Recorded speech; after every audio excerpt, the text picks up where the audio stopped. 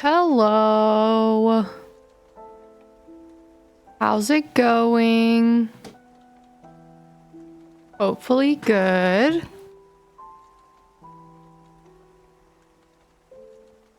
Hope you're having a good Thursday.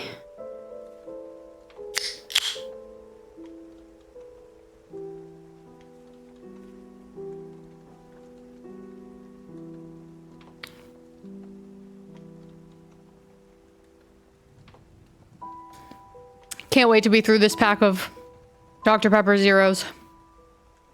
Diet Dr. Pepper is so much better. But I bought them.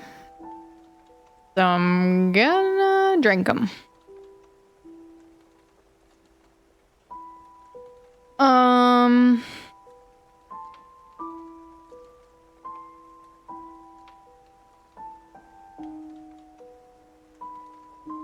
I want a game, but again, need some people to respond to me.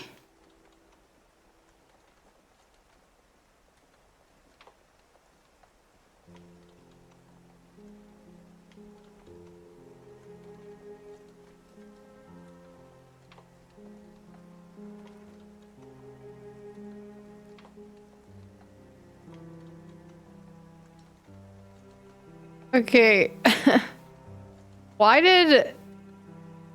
Hold on. Why did A24 upload this Timothy Chalamet internal brand marketing meeting?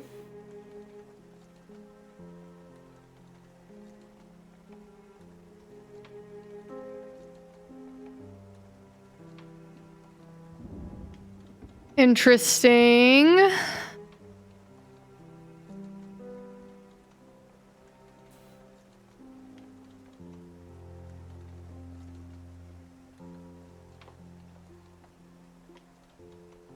All right.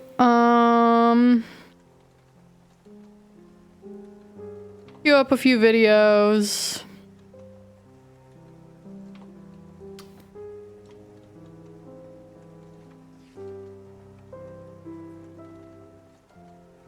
Oh, this could be an interesting video to watch. We'll start with a mythical kitchen. Am I blurry?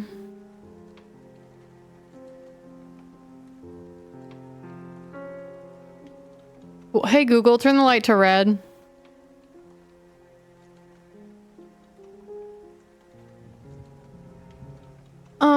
Okay. My friend Eddie has never tried Arby's until today. That's probably fine.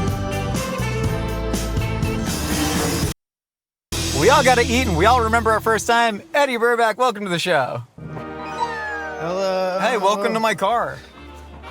Is this your actual car? This is my actual car. I know what you're saying, Josh, a man of your stature. Why do you keep yourself so humble? And I say, I'm not. I wasn't thinking that or saying that even a little bit. Nope. No. That was all you. You came up. Finish the sentence, Yeah, please. yeah. Okay, I know what you were thinking, Josh. Why does your car smell like old pre-workout and protein powder? Mm-hmm. Yeah, and that's because there's a lot of that stained into the carpet. Okay, and did you happen, and I know I'm going to date this episode right away, did you happen to see the news on lead Oh, that's because I clicked the wrong thing. in protein powder from this morning? No. Did you not? Is it wild? I can't believe there's no lead in the protein powder. That is not the news. I clicked the How down much lead is in arrow the like 10 seconds ago trying to turn the volume down, but I had my OBS selected, so it switched to the like Nintendo Switch setup screen that I have. Protein powder. Listen, I Thank saw you. it briefly. Do you want a game or what?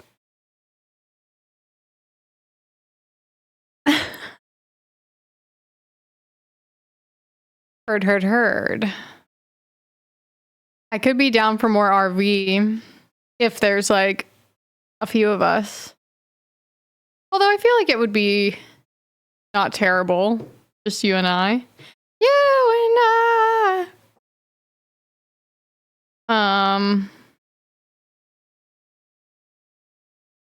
But yeah. My friend Drew gave me a bunch of protein powder recently, and I feel like he was trying to poison me. I just talked to him about the news Is this this morning. the Drew that bought every protein powder? That on is the YouTube? Drew. That is the It's Drew. Yeah, YouTube's Drew Gooden. Yo, what's up, Luke? I love that my Twitch has 0 viewers and I have 2 active chatters. Like, thanks for making me feel good, Twitch. Fan of YouTube's Drew Good. Yeah. Big fan of that video. Yeah, he gave me a bunch. That was the protein stuff that he Sounds had at good. the end of that video. He was leaving LA, and he's like, here you go, because I've been working Yeah. out. And I think he was trying to poison me. That's what I think. I don't know. Lead poisoning feels very old-fashioned, like something you do to like a count or a duke. You know, I feel like not among friends. Yeah, I feel like if I'm getting lead poisoned, then I need to like pour a glass of whiskey and have a steak and be awful to my wife. I don't have a wife. Bro. Yeah, I don't know. That's okay. I'm gonna turn the air down because it's hot in here. Yeah. We're sweaty because there's a lot of Arby's in the back, and you've never had Arby's before. Never before. Arby's has always been around, and I never choosing it. I don't know. And the thing is, I know. Was there ever a time where you got close, like you almost turned the wheel into the Arby's and then said no? Never. I have never really thought that much about getting Arby's. I will say I was an Arby's hater like some people are without giving it a chance for a while. What made you hate Arby's without ever having tasted it? Because people who have had Arby's, they may have reason to hate it. Right. The idea of advertising to me when I was a child with a roast beef sandwich. Yeah. I was like, there's nothing I could think of that I want less from a fast food place. I want Yeah. a cheeseburger and some nuggets or something. Sure. And then I got older and people were like, it's actually pretty good. And then I just didn't care enough to do it. And so here we go. There's something about age and roast beef sandwiches and Arby's. Like there's some, I think You know- as you age, The only things I would ever eat at Arby's as a kid were the beef and cheddar. Cause like it's like 70% cheddar sauce. And then as I got a little older, I really liked the French dip. Like surprisingly, their like au jus was pretty good. And it like, I don't know. But now, yeah, the concept of like a beef focused fast food restaurant, or like a roast beef focused fast food restaurant, is kind of crazy. you get more interested in Arby's. It's like podcasts about World War II and Arby's, or like the things. I just Yeah. finished a whole podcast about the Cold War, actually. It was incredible. And then now I'm eating Arby's, and I'm like, oh, this is how you know that you've officially aged out of mainstream Yeah. culture. Okay. Yeah. It's that your frontal lobe develops, and you want suddenly a roast beef sandwich from It's Arby's. like that parasite that makes you like crave human flesh or whatever, except it's just your frontal lobe makes you crave Arby's. Which parasite is that? I don't know. Can I man. get that? Is that something that might happen to me? Yeah, I watched a lot of videos about parasites when I was a kid. It couldn't be in an Arby's roast beef sandwich, right? No, because, well, okay, so I'll tell you why, because they fully cook their roast beef. So basically most parasites will die at around like 165 degrees, tends to be. Can I say Yeah. I would have never assumed they didn't fully cook the roast beef Well, before then? Is that a possibility? Yeah, so then you're not involved in the current lawsuit that is suing Arby's over the color of their roast beef in their advertisements. Oh, it looks thought- more cooked? It looks less cooked. Oh. So they depict like a proper roast beef sandwich. First, so try this Jamocha shake. It's Sorry, gonna what'd melt you if we say? don't. And what was that? This is the Jamocha shake. Okay. Nobody really knows why it's called that. I'm assuming there's coffee in it. There's right? definitely coffee in it. This has been on the original Arby's menu since 1964. 'Cause it's and Joe. I'm guessing it's a portmanteau Joe of and Java and Mocha. Okay. So Java Yeah, is an or island Joe. in Indonesia, and then Mocha is a port city in Yemen, I believe. And Java's also involved in playing RuneScape on an old computer, I think. What? It's like the programming thing, like Java, somebody will know what I'm saying. I know what he's saying. I was an outdoor kid. I had like a ball. What the Of course. They just like I sent was me- an outdoor I was kid. an outdoor kid. You know what I mean? Hey, cheers, man. Cheers. Jack, Your throat thick. hold on. Sometimes you gotta blow it out before you suck in. You gotta clear the pipes, they call it. I'm getting nervous about the pipe clearing, though. You're at the very top of the whole cup.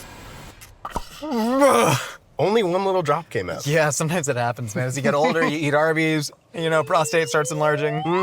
So, and hold up, what was that last thing? Prostate. Every man should be getting their prostate checked, either by a professional or After tasting this, do your expectations for Arby's rise or fall? It's the exact same. If my heart flatlined right now, that would be the exact graph of how excited I am for Arby's after this. It's good, but like, it's like, yeah, it's good. Yeah, I think it was It's just sugar. Aristotle who said hunger is the best sauce. But I want to update that to low expectations are the best sauce. So Yeah, I I like think that. I think having that hatred of Arby's as like a baseline, whether it was in a former life or current, I think it's gonna make it taste better. I get very annoyed at people who go in with low expectations for something and they're looking to confirm those low expectations because it's like you're never gonna enjoy a new experience in your whole life. You're just trying to feel smarter than everybody else. 100%. I am open to Arby's roast beef awakening something inside of me. Like the protagonist in a romance novel, A Court of Arby's and Roses. You don't seek out the Arby's roast beef. Once you're ready for it, it will come to you. Let's start with the beef and cheddar. Let's do it. Okay, which one? Oh, it says it on. So there's a funny thing that happened at Arby's. Well, you should have some packets of sauces. You got to put the Arby's sauce on it. Now it's equal parts corn syrup and red. What I love is the horsey sauce. It's equal parts like mayonnaise and hot. Okay, wait. Yeah, horsey sauce and Arby's sauce. Yeah, so you're gonna want to combine those all in the beef and cheddar. Now you can do like saucing the bites as you go, or you can just splash it all on there. I tend to alternate. I wanna have it without the sauce and then compare. So the lawsuit. Surely you've seen commercials. Just any? Yeah. Yeah, one or two maybe. But if you've seen any commercials, you've probably seen an Arby's commercial Yeah. because they're trying. And I don't. Yeah, this visual is not in the commercial. But when they do the whole "we have the meat," Oh, you said bye. Little, come here. Come here. No, don't push it off. I want to keep that. Keep that. One of her little whiskers I found on the ground. Could be whiskeys, actually. Totally sure. I keep them, when I find them, I keep them in a little plastic bag. Is that yours? Know if it's yours or whiskey? Don't eat it.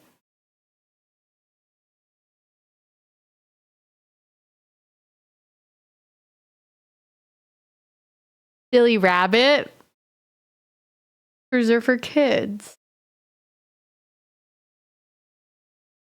You like to sit down? No? Okay. Onward. it's with that crazy beat to it. Yeah, It's yeah. not this visual. So that's the one. Should I take the whole thing out? Is that what we're doing? It can be helpful, but there is no juice inside the meat because, as you see, you squeeze it and nothing comes out. Mm-hmm. You know, it's not like how a you juice found out. hamburger. You just saw it and you started squeezing the meat, and you're like, Really, I've really found that I love tactile sensations of like squeezing my food. I don't Really? think it's a sex thing. uh-huh. But there I is wasn't a thinking subset. that even a little Me bit when neither you at said all. that, and then you Nope. did. Now I do think that Yeah, you but sometimes think that. it's like you're worried that Arby's is gonna awaken something inside you. But let's try it. I also get one of those napkins too. Okay. The reason why the beef and cheddar is good also is because the it's on an onion roll. And that's why it was my favorite. Because I love an onion bun. This is about to be the most average experience of your entire life. That is really just so like, okay. What's the first time you remember being disappointed? I loved Rock Band 2.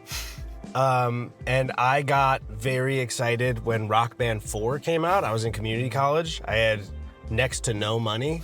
And Rock Band 4, I believe, was like $300 something. And it was like a group game that we all played. And so at my job, I like saved up money and I followed like the reviews for it when it was gonna come out. And it was like, they were talking about the story. And I think there was an IGN review that was like, Rock Band 4 story is basically an RPG in itself. And then I bought it and it sucked. And there wasn't a lot of rock music. The like catchiest song on that I could remember was Uptown Funk. And I remember it just like, the controllers kind of sucked, and I just remember being like, I could not afford to buy this, and I still did, and I got burned. And nobody's gonna wanna buy this from me. I was in community college, I had my brother and 2 friends. Who am I gonna sell it to? What was the most iconic song from Rock Band 2 that you remember? There's a lot of Green Day stuff that I was into. Green Day, I got into, I don't listen to them much anymore, but my sister gave me an MP3 player when I was a kid. She upgraded to an iPod Nano and I got the MP3 player that she had downloaded stuff on LimeWire. Yeah, she committed crimes. Let's put it out there. I forgot that was illegal. That was like the most baseline level illegal thing. You had to do it. You had to do it at the time, especially if you're a kid. It's like, what money? With what money? But yeah, it was like full of Green Day songs. So I would ride my bike and listen to Green Day. And then if I saw a girl I had a crush on, I would try to ride faster past them, thinking that I would seem athletic and cool. I still do that. I'm happily No, married. I still but do like, that. I will still see girl, guy, but somebody I want to impress, that I'm just like, I'm going to run a little bit faster and hold my posture a little bit tighter. You do that while you're running? Yeah, still. I hate being perceived. She's descending while I'm running. into my Sometimes lap. somebody I know, or I've had somebody who's maybe recognized me from YouTube stuff, be like, "Hey, sometimes I see you running in like your neighborhood," and I'm like, She has landed. I never want anyone to notice me while I'm running. Hold on.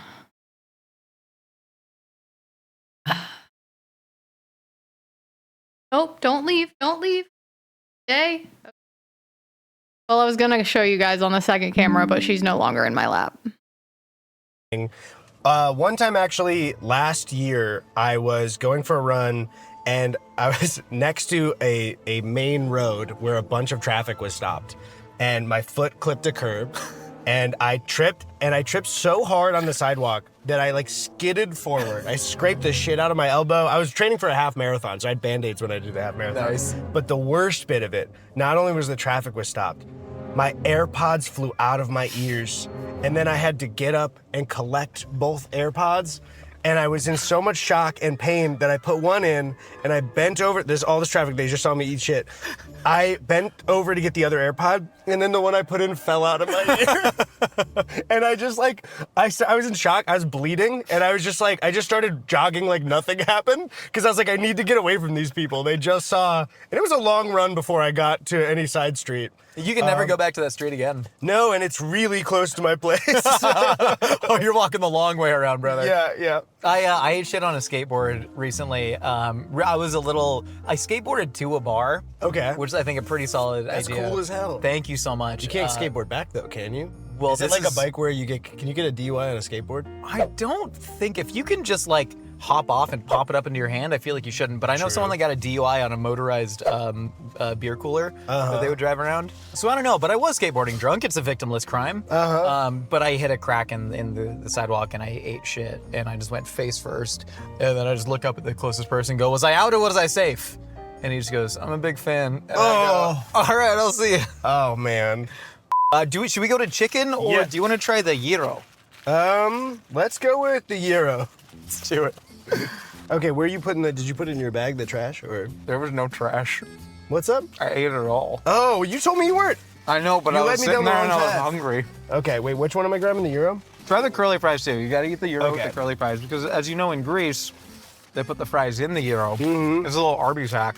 Normally, if I'm getting one, it's not from Arby's, but this doesn't look bad. This looks like pretty standard, I feel like. I mean, typically you'd have like the beef and lamb mixture that's like shaved off a spit, but like this is shaved off of an animal. Yeah, I did see the meat, and it doesn't look as standard as I was. And it's you see, it's the roast beef, the same one that they put in the sandwich. Oh, wow. Yeah.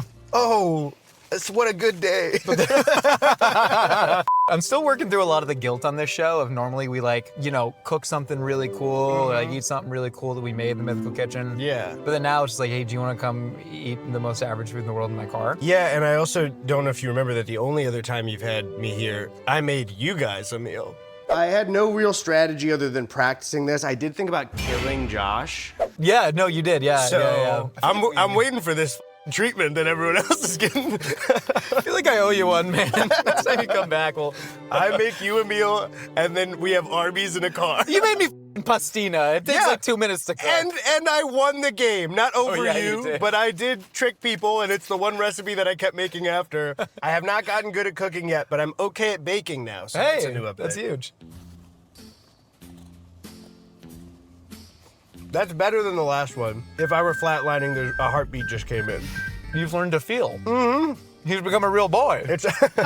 I'm like the Grinch Arby's in many ways. And I'm talking about the Jim Carrey one with an ass.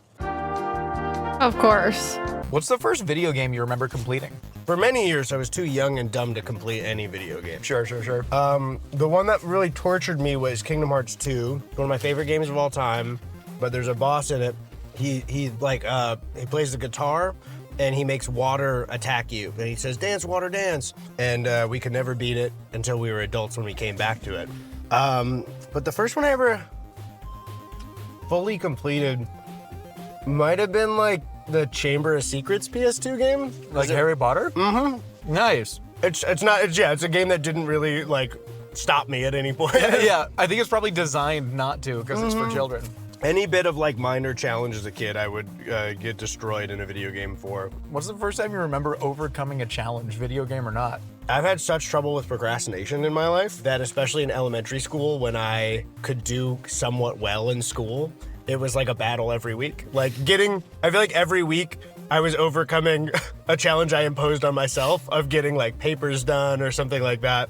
And so I feel like anytime I think of that feeling when I was a young kid, it was that I had placed myself in a situation where that day was a full panic. Sure. And then I got it done. But as a kid, I wasn't like, I gotta stop doing this to myself. I'm just like, they gotta stop giving me so much homework. I agree with that lens that you looked at it through as a kid, though. Mm-hmm. I was the same exact way. Every single morning, I woke up with immense dread because I had not done the thing that I was supposed to for school. Mm-hmm. And every single morning, I would tell myself, tonight, I don't like this feeling.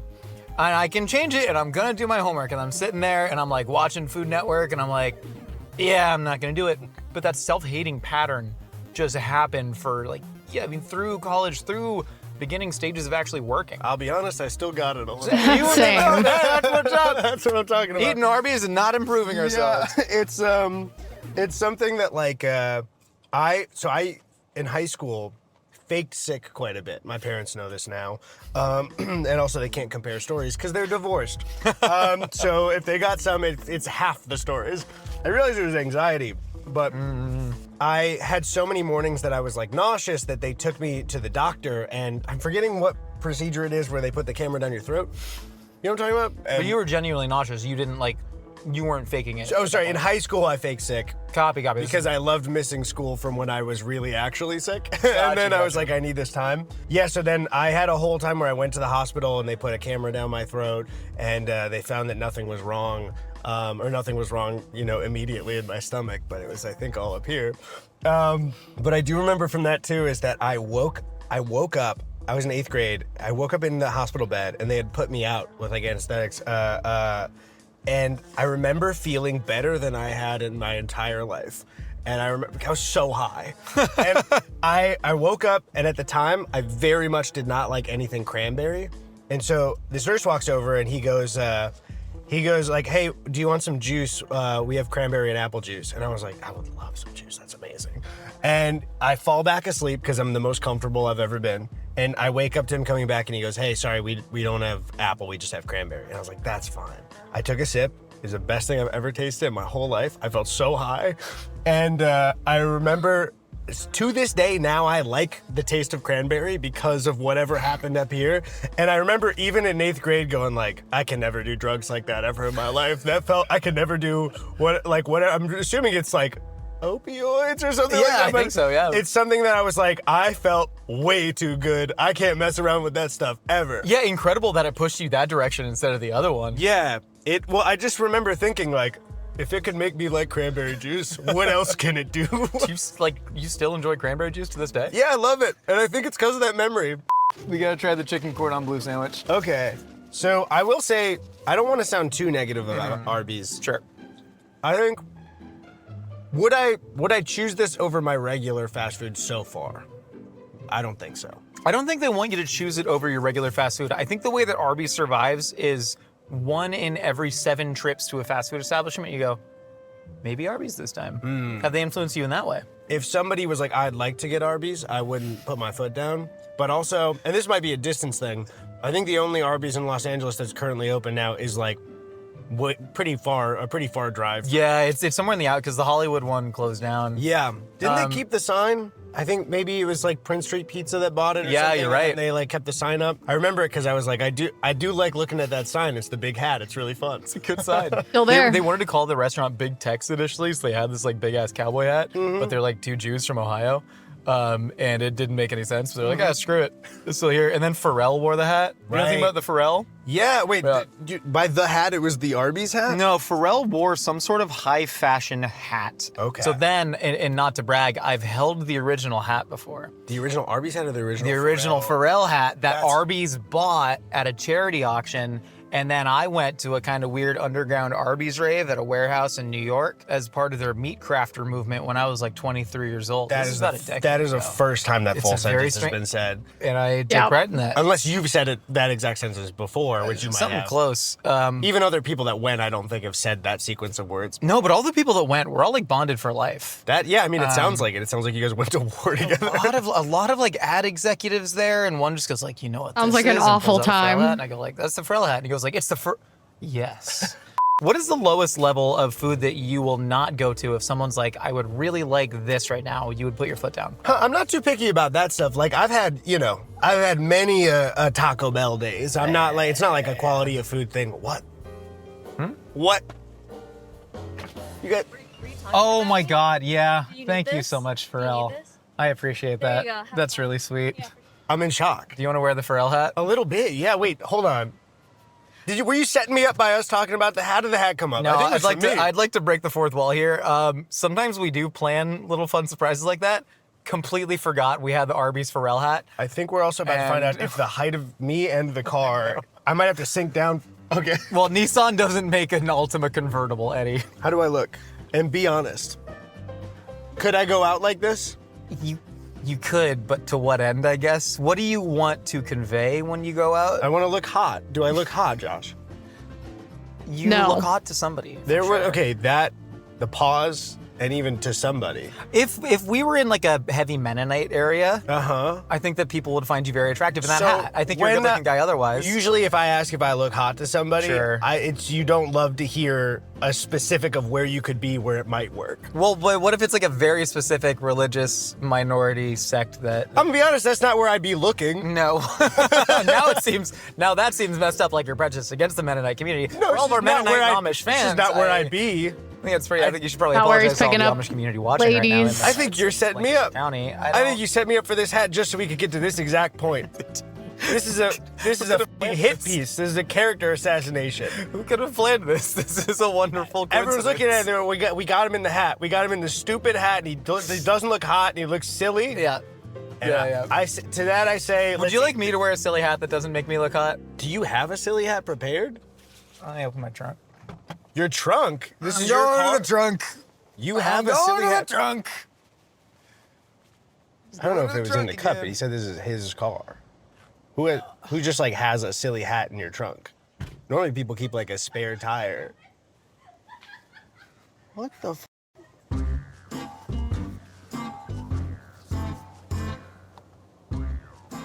I'd just love to know why it was back there.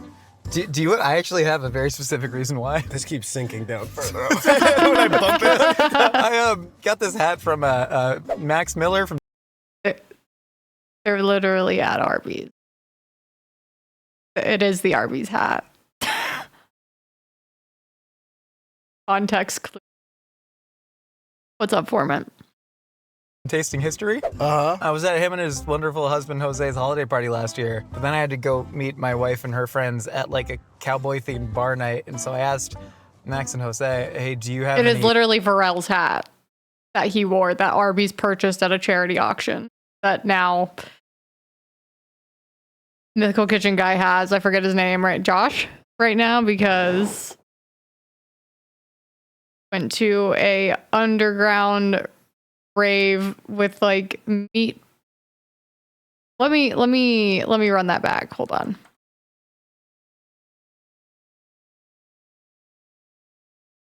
Okay.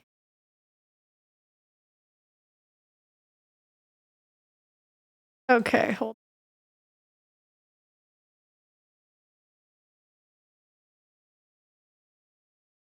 high fashion hat. Okay. So then, and not to brag, I've held the original hat before. The original Arby's hat or the original? The original Pharrell hat that That's- Arby's bought at a charity auction. And then I went to a kind of weird underground Arby's rave at a warehouse in New York as part of their meat crafter movement when I was like 23 years old. That This is about a decade that is ago. the first time that It's full a very sentence has been said. And I take pride in that. Unless you've said it that exact sentence before, which you might Something have. close. Even other people that went, I don't think have said that sequence of words. No, but all the people that went were all like bonded for life. That I mean, it sounds like it. It sounds like you guys went to war together. A lot of like ad executives there, and one just goes like, "You know what this is?" and pulls out the Pharrell hat, and I go like, "That's the Pharrell hat," and he goes like, "It's the Yes.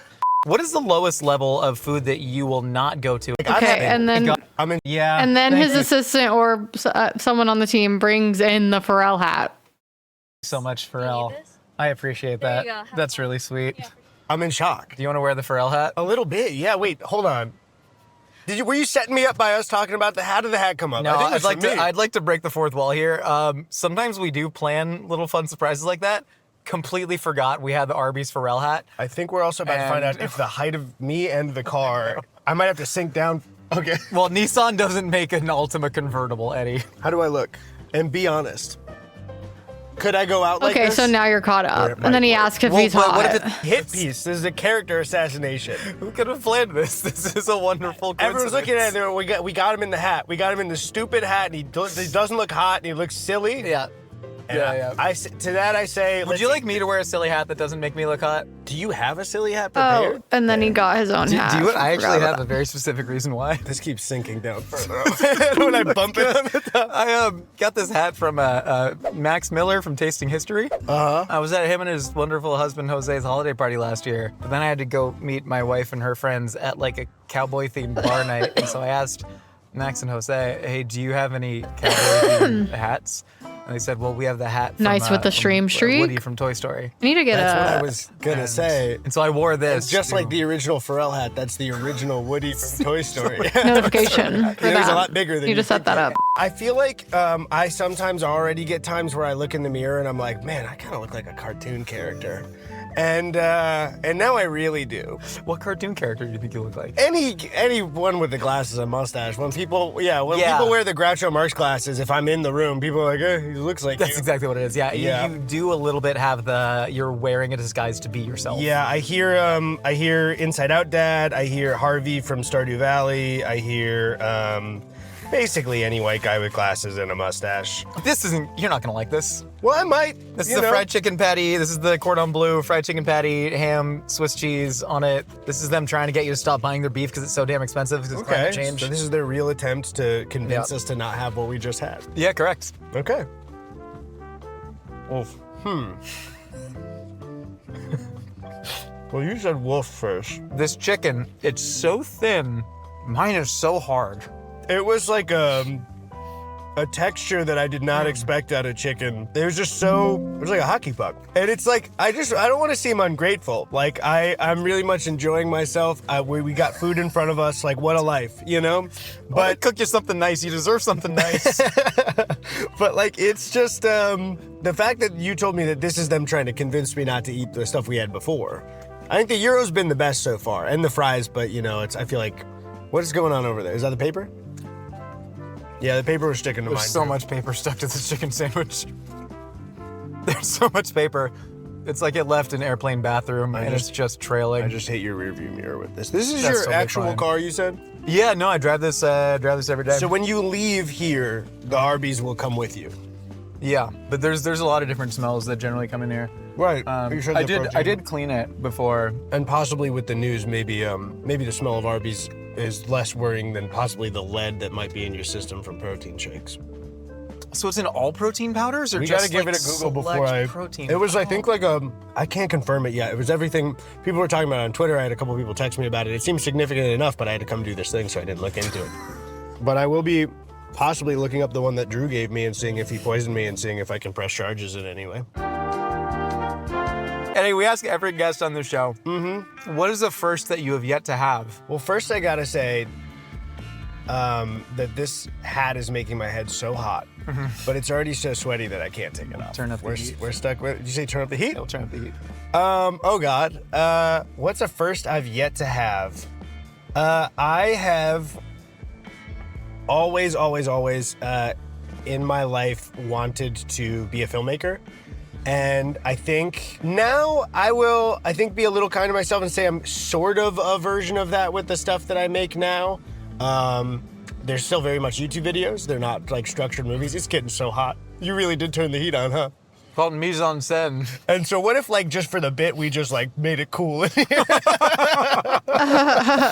I really love the creative freedom of editing my own stuff and writing my own stuff and shooting my own stuff. But very much so at one point in my life, I would like to get more experienced at collaborating with other people on like an artistic vision, whether that would be like short film or like TV or like movies, but also it's not something that I would give up the current stuff I'm doing for because there's so much creative freedom in it. I would like to make a movie at some point in my life. It seems like you really want to like give it a shot to sort of at least verify the things that have been going on in your head for a long time. Yeah, and it's I just love movies so much, and it's one of the reasons I'd say more recently the stuff I've been shooting like has been influenced by movies I love like way more, and I mean in just like small specific ways, like shit that is more just for me. Like I made a video that was this whole like thing kind of in Italy for a bit, and which is the first time I've ever traveled overseas. I feel so dumb turning my head in this hat. We can take the hats off.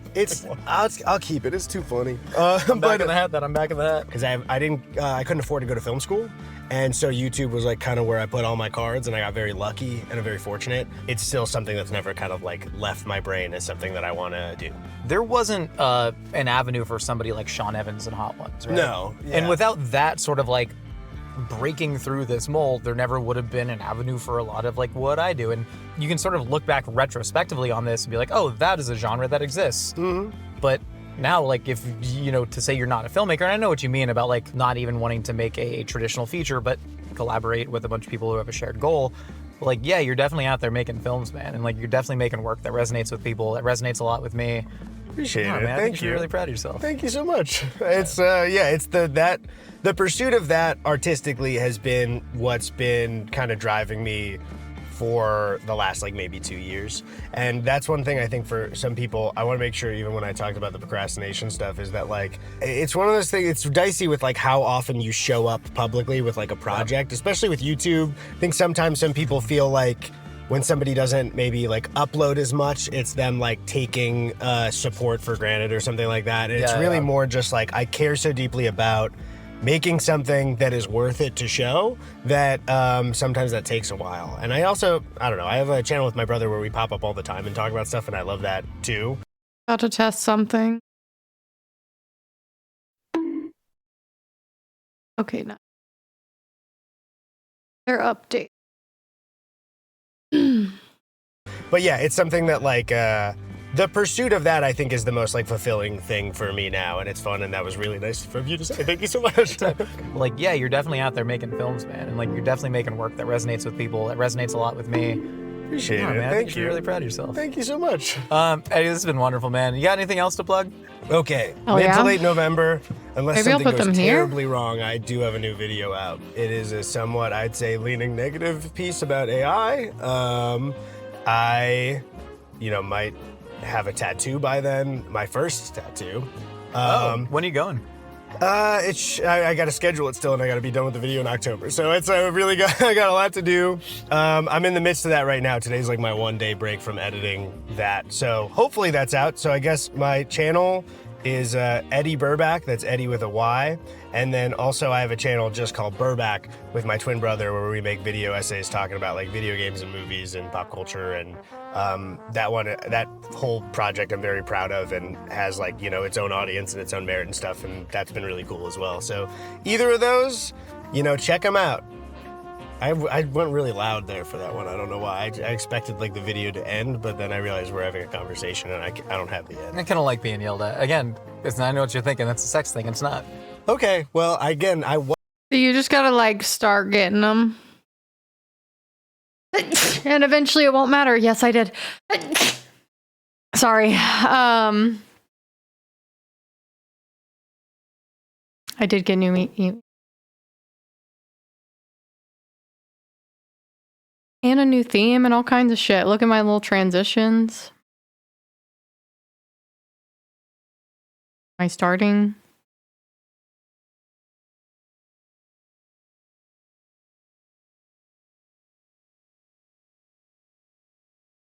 Keeping it fresh. Might change.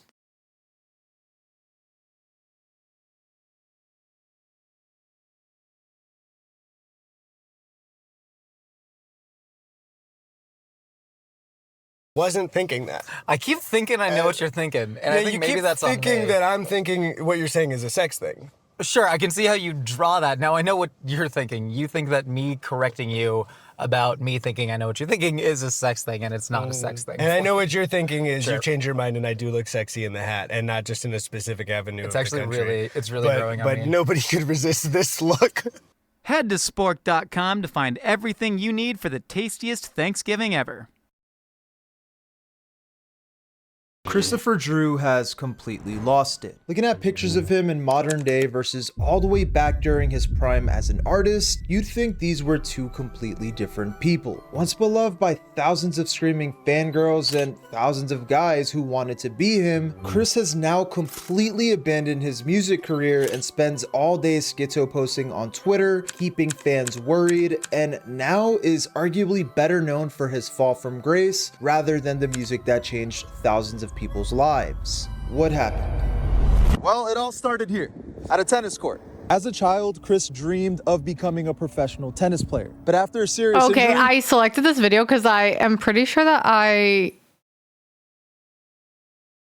wasn't listening for the first 30 seconds, but... Or 40 seconds, sorry. But... I remember... maybe seeing this guy at like Warp Tour or something. Never Shout Never. Okay, yeah, that was his fucking band. Okay, throwback.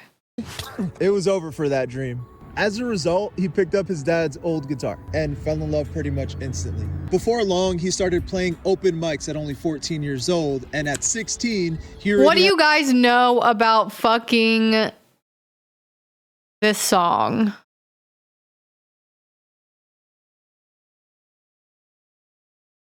If you don't know this song, we didn't.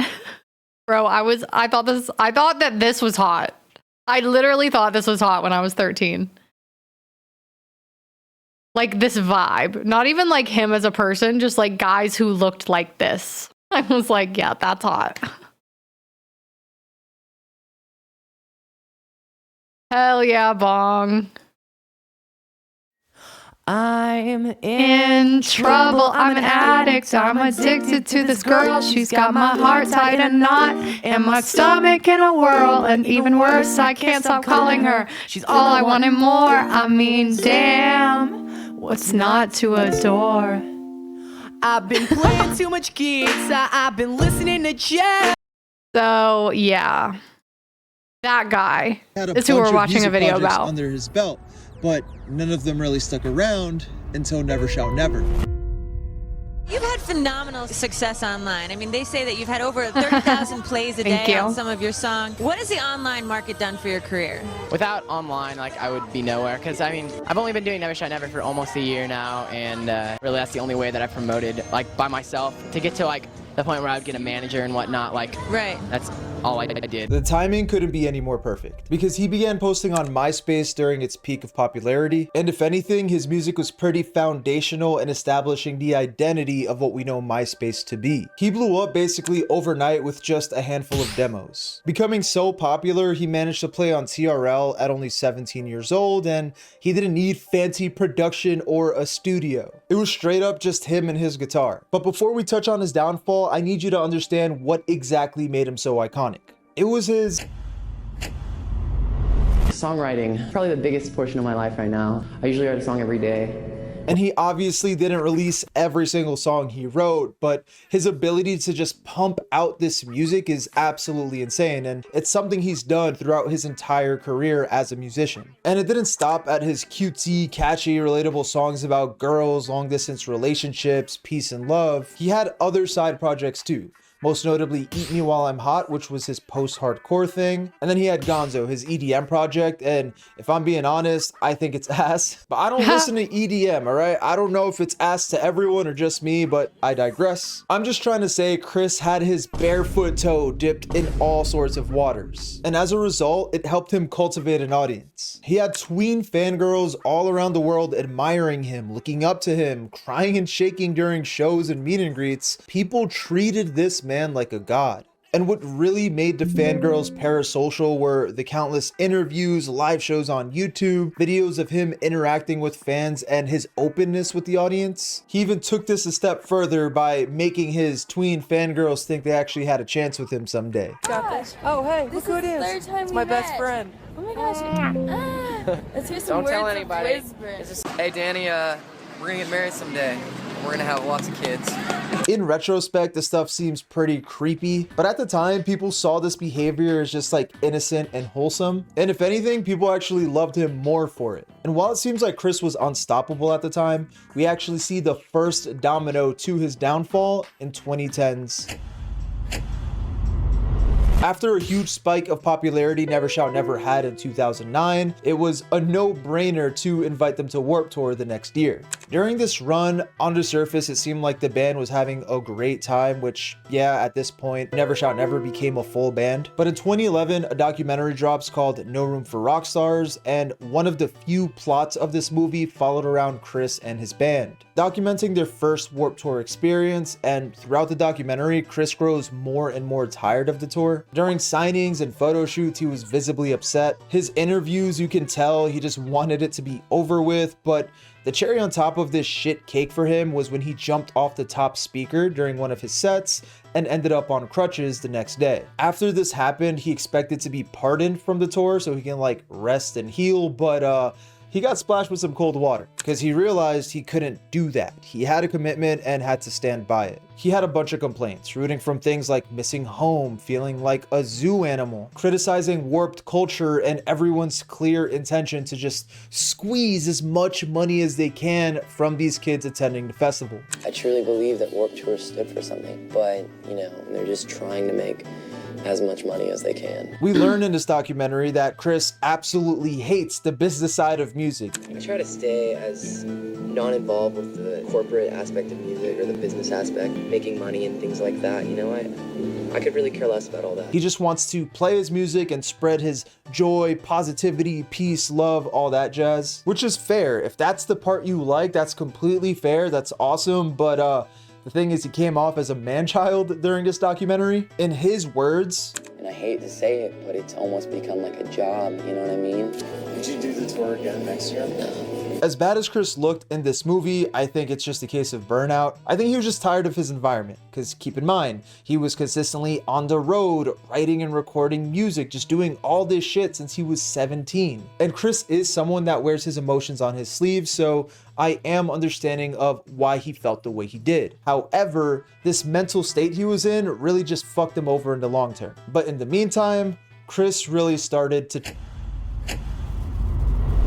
2011 was a strange time to be a Never Shout Never fan. For one, we got Time Travel, which was the first album released as a full band, and this record was definitely different. It's a psychedelic rock album that feels completely out of place. Because you gotta keep in mind, up to this point, he's just been releasing music about like, I love my girlfriend and she's out of my league and this girl has so much style, I love her style. So when it comes to Time Travel, he completely strayed away from what he's known for. Don't get me wrong, the album does have bangers, Robot, Silver Ecstasy, Simplistic Trance-like Getaway, very cute songs, really nice songs. But by this point, I think Chris did a very clear message like, we're not writing music for 14-year-old girls anymore. These songs were grand, super produced, experimental, strange. I don't know if you can relate, but when this album dropped, I didn't like it, but I kind of forced myself to. This is Christopher Drew Ingles' new album. Of course it's good. This is the guy that I've been admiring for years at this point. In my mind, he does not write bad music. This is the year when he started Gonzo, adopting a more trippy aesthetic and started hanging out with his friend Lee Quinley, I think you say his name. And his entire brand is basically white hippie guy with dreads that uses a Spencer's Gifts aesthetic. And something we should take note of is Chris has always been very open about his lifestyle. He's been smoking cigarettes since he was out of the womb. He's huge on pot, being vegetarian to eventually raw veganism. He would drop songs about religion from time to time and flex his spirituality. He even did this weird interview in 2013 where he just he showed off his newly found cat lifestyle. Lately I've been portraying the cat life, but the funny thing about the cat life is I'm actually a dog. So what is the cat life? What does Christopher Drew the cat do? I take a lot of naps and I sneak around. I like this cat. What the Throughout fuck? his entire career, he's been open about everything, which includes drugs and more specifically LSD. And it's kind of funny because he blames acid as the main villain that sent his career down this. June of 2012 was when the much anticipated Never Shout Never second interview came out with Brian Stars. Brian is now known as like one of the biggest scumbags to come out of the alternative music scene, but at the time, he was completely adored. He was an interviewer in the alternative music space, and he stood out by asking ridiculous questions like, if you guys were porn stars, what do you think your porn star name would be? Before Never Shout Never went on that Warped Tour run, they actually did an interview with Brian, and the scene ate this shit up, man. They loved it. This was the duo that people could watch for literal hours as like the feel-good party energy bounced back and forth between Brian and Chris. And because it was such a good interview and displayed both of the personalities' personality, the scene eagerly waited for a second interview, and one day we finally got it. But it wasn't what anyone could have expected. After driving 8 hours to Joplin, Missouri to meet the band, Brian sat with them, and literally 10 seconds in the interview, Chris made the entire thing tense and awkward. Do you remember me? Yeah, dude, I think I heard about you starting some rumors about us that we broke up. Yeah, dude. Yeah, I definitely saw that on the internet, man. Why are you doing that? No, I was commenting on your Alternative Press magazine. Yeah, well, we definitely didn't break up, man. I don't like false rumors being started about us, you know? What is Chris talking about? Fans can be overwhelming, and that people call him an asshole or get really angry at him because he can't take a picture or sign an autograph. He goes on to say, I'd like to think I'm pure, but he says realistically Never Shout Never has become a product, and that it's gotten to the point where if it was reported if he was dead, it's actually him hiding in the mountains somewhere trying to get away from the pressure and all of the expectations that the label and that all of the fans put on him. What you just heard was Brian Stars covering an interview that Chris did with Alternative Press, seemingly right after Warped Tour. So keep in mind, Chris was like probably burnt out during this interview. So what Brian did was just read out this interview and his thoughts. However, the title and thumbnail was clickbait, and I guess that's what the band didn't appreciate. Keep in mind, it says 2011 in the video title, but the interview wasn't actually done in 2011. Brian literally praised Chris in all he's done in this video. He was just informing his audience what Early the article clickbait. read and his concern for Chris and his mental health. But Chris and the gang really didn't fuck with the clickbait. If you guys are porn stars, what do you think your porn star name would be?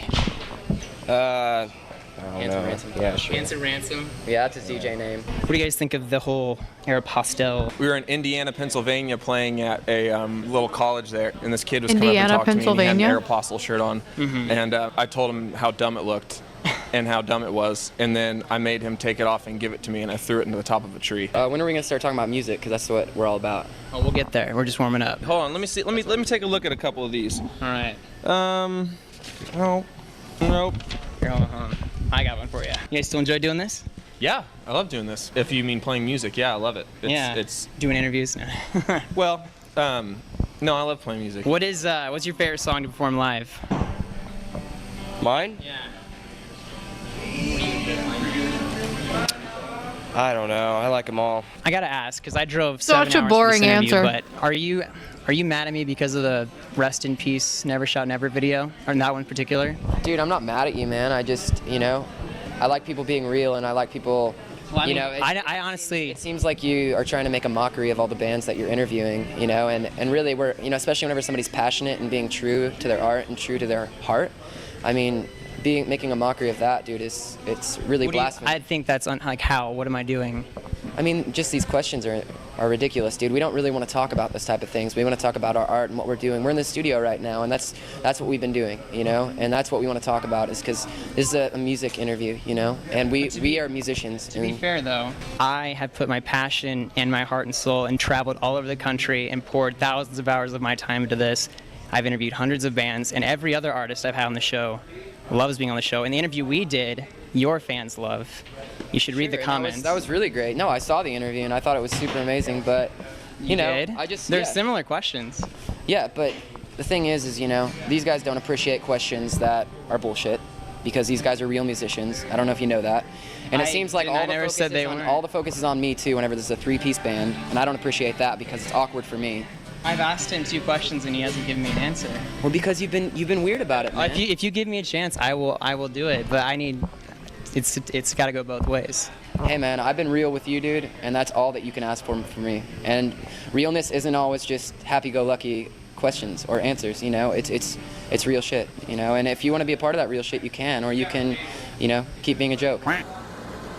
Keep being a joke is crazy. Don't get me wrong, if you want to confront someone for their actions, I think it's completely fine. In fact, I encourage that. But the problem here is after the confrontation that could have been before the 8-hour drive, by the way, Chris and the band were just acting like they had extremely phones. douchey throughout the rest of the interview. And to make matters worse, the reason why this interview even exists is because the New York Times approached Brian and were like, hey man, I just want to sit in for one of your interviews and I want to cover it. Chris and the guys not only knew that this was for the New York Times, but they also knew what kind of questions Brian would ask. Obviously, they worked with each other already. This interview resulted into the entire scene clowning on Chris, including other musicians. There's one video interview in particular where somebody was being kind of lame, and I kind of called him out for that. Fuck that Christopher Drew. When I saw that dude, I wanted to punch him and I wanted to fucking grab you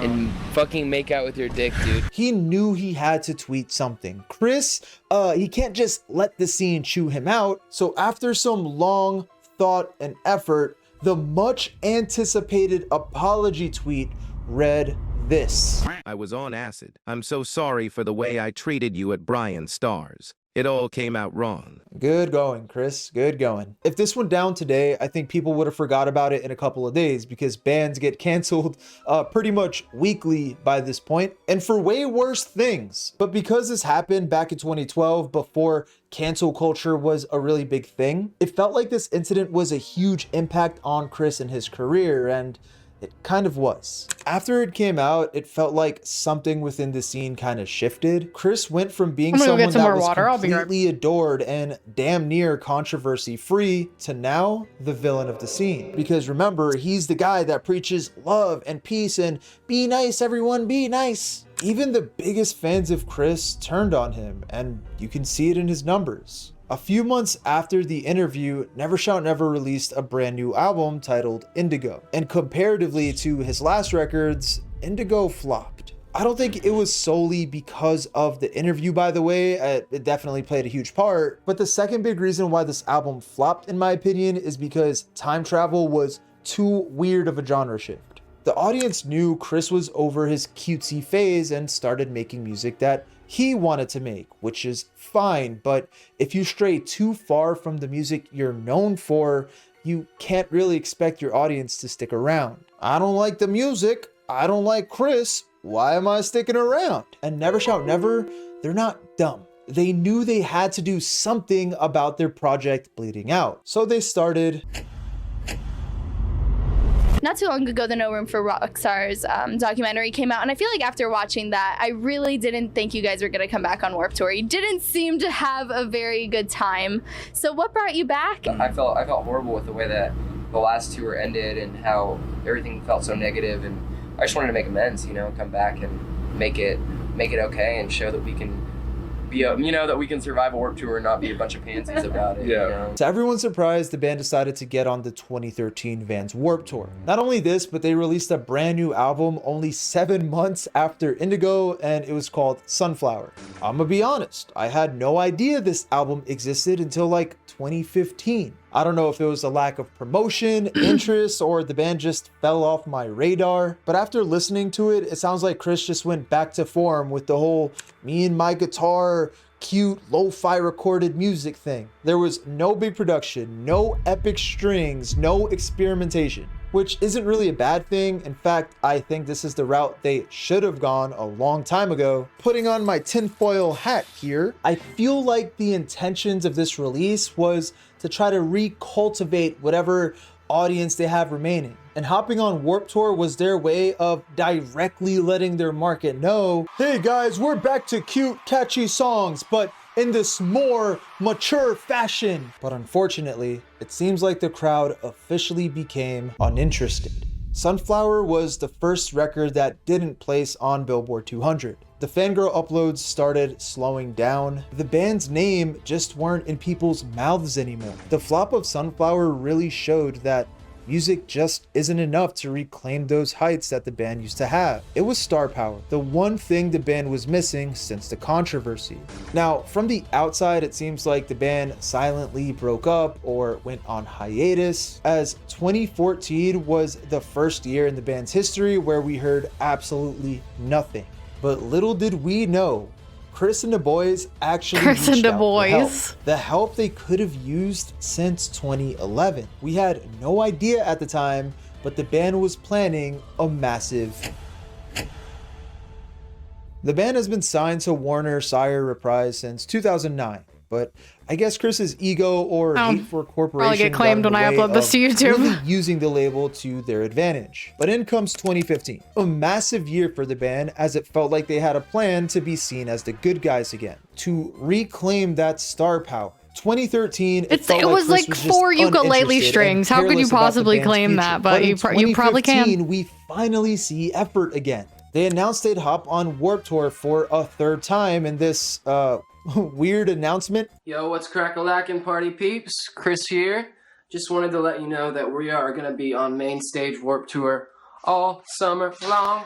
Never Shout Never's back in action, and we love you, and I miss you. I love you, and I miss you. Goodbye.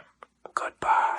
Then around the time Warped took off, the band released music from their upcoming album, Black Cat. This is the first time it felt like we got an well-produced evolution of the Never Shout Never people fell in love with. Sunflower was okay, but I'd imagined a lo-fi quality and the bare bone writing would just like have a lot of people kind of wave that album off. But Black Cat was pretty hard to ignore. The fans who dropped the band after Time Travel or the Brian Stars era probably forgot they existed. But because the band used their label's marketing, this felt like an official comeback for them, as a lot of old fans and new started giving the band their attention, charting 52 on Billboard 200, dropping high quality music and videos, using the Black Cat mascot as a part of the album's promotion. The band was getting pushed heavy and it completely worked, but there's still some loose ends that need to be tied. It's Brian, and today I'm here with a very special guest, Christopher Drew. Hello. I realized today we're actually like the same age. 24? Oh, I'm 24 next month, so. Yeah, and I'm 20. Well, I'm May 22nd. Oh, okay, great. So we're pretty much the same age. So pretty much, yeah. You're a little younger. I'm like your big brother. Big bro. Big bro Brian. That's like a tongue twister. Obviously, a lot of people watched an interview that we did a couple years ago. I guess maybe we should talk about that a little bit. Just to kind of explain what happened is I was having a really crazy tour where I was just, a lot of bad habits had kind of taken over my life a little bit at the time, and you kind of just caught me on a really stressful day. It was a home show for me, and my family had come out, and you know, I'd taken something that made me a little cuckoo for Cocoa Puffs, and I was having a really stressful day, and he just caught me at a really bad moment in my life, you know, where I was feeling a little overwhelmed, and pretty much what happened was I was being very selfish, and I wasn't seeing the world from anybody else's perspective but mine. I was trying to be fucking Bob Dylan, and maybe I still try a little bit, but I was trying to be him in his crazy rock star phase where he was just giving every interviewer a really hard time for a while. While this third interview was forced and awkward and cringe, it was enough for people to leave everything in the past. This was What a is that fresh start sound? for Chris, and the What is it scene from? seemingly accepted him back with Is that open Zelda? arms. While it is impossible to recreate the Zelda. magic what Chris did back in 09, This is- at this least is- the band has a This career is the again. audio It was that an plays when the exciting- blood moon is coming. Oh my god, it has been bothering me this whole 22-minute video. Moment for Chris and Never Shout Never, and the momentum carried out for the next 2 years as they The did Blood the Moon is Black Cat coming. Tour, Throwback Tour, Warp Tour 2017 for a handful of dates. Things were going amazing, so it felt really weird when, out of nowhere, we got nothing but what happened. This is the part of the story when things get pretty dark. After the shows in Brazil, Mexico next month. Not Marcus's voice. What y'all know about Marcus in VR chat? I see me and my sister send Marcus short like Instagram reels to each other like all the time.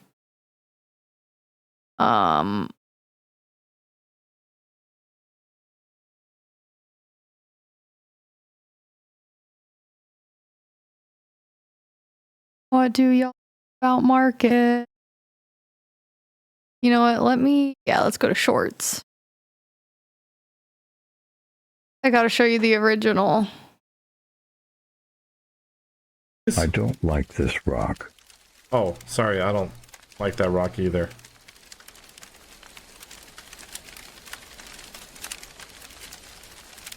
Robert. Yeah. It's pissing me off. Oh, okay. I'll just stand in front of it so you can't see it anymore. There. Is that better? I don't know where to go. Isn't that what we all ask ourselves every day? Where should we go next? Was that part of your deep message, Marcus? Was that part of your deep message? The fuck? Hey, whoa, get out of the fire, get out of the fire, get out of the fire, get out of the fire. Help. Okay, Help. I'm pulling you out. Holy shit. Marcus, what would you do if I wasn't here? You've saved my me. life again, Robert. I did. I'd do it again. Hey, are you okay? I owe you everything. Marcus, I don't need everything, all right? I just need you to be okay, buddy.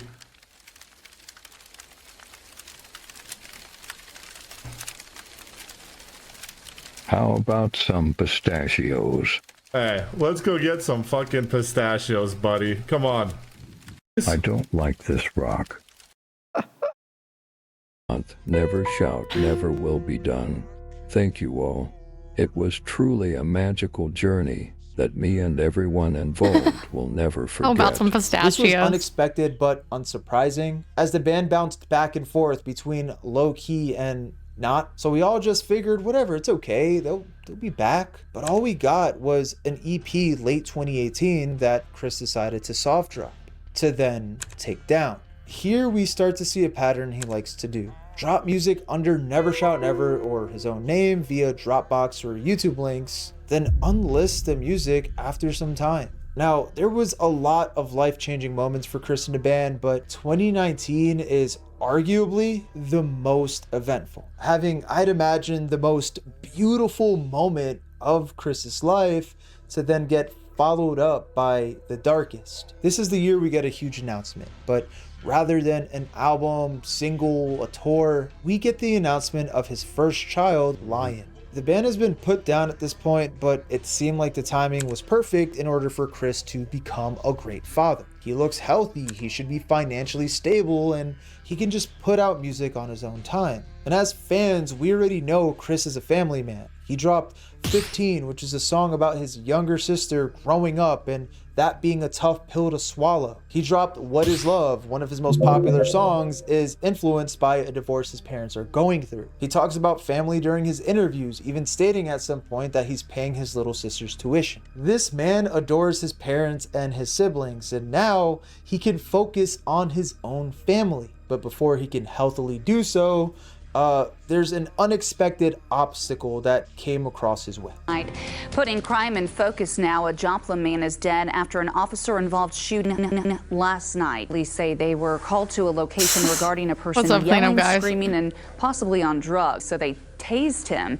That man is identified as David Engel. The taser didn't work, and Engel charged at another officer. They fired at Engel, hitting him. In August of 2019, his older brother David Engel was unfortunately shot and killed by Joplin police. David Engel, a 31-year-old man described by family as a gentle giant, struggling with mental illness, was shot and killed by a Joplin police officer. His sister Sarah Engel began working with the city recently in an effort to see that her brother's death gains meaning and accomplishes some good. David was suffering a schizophrenic episode the night of August 13th, 2019, when he was shot and killed by Officer Grant Meter, who later told Missouri state investigators that he thought David was high on the drug Flocka and that he posed a lethal threat to Meter and second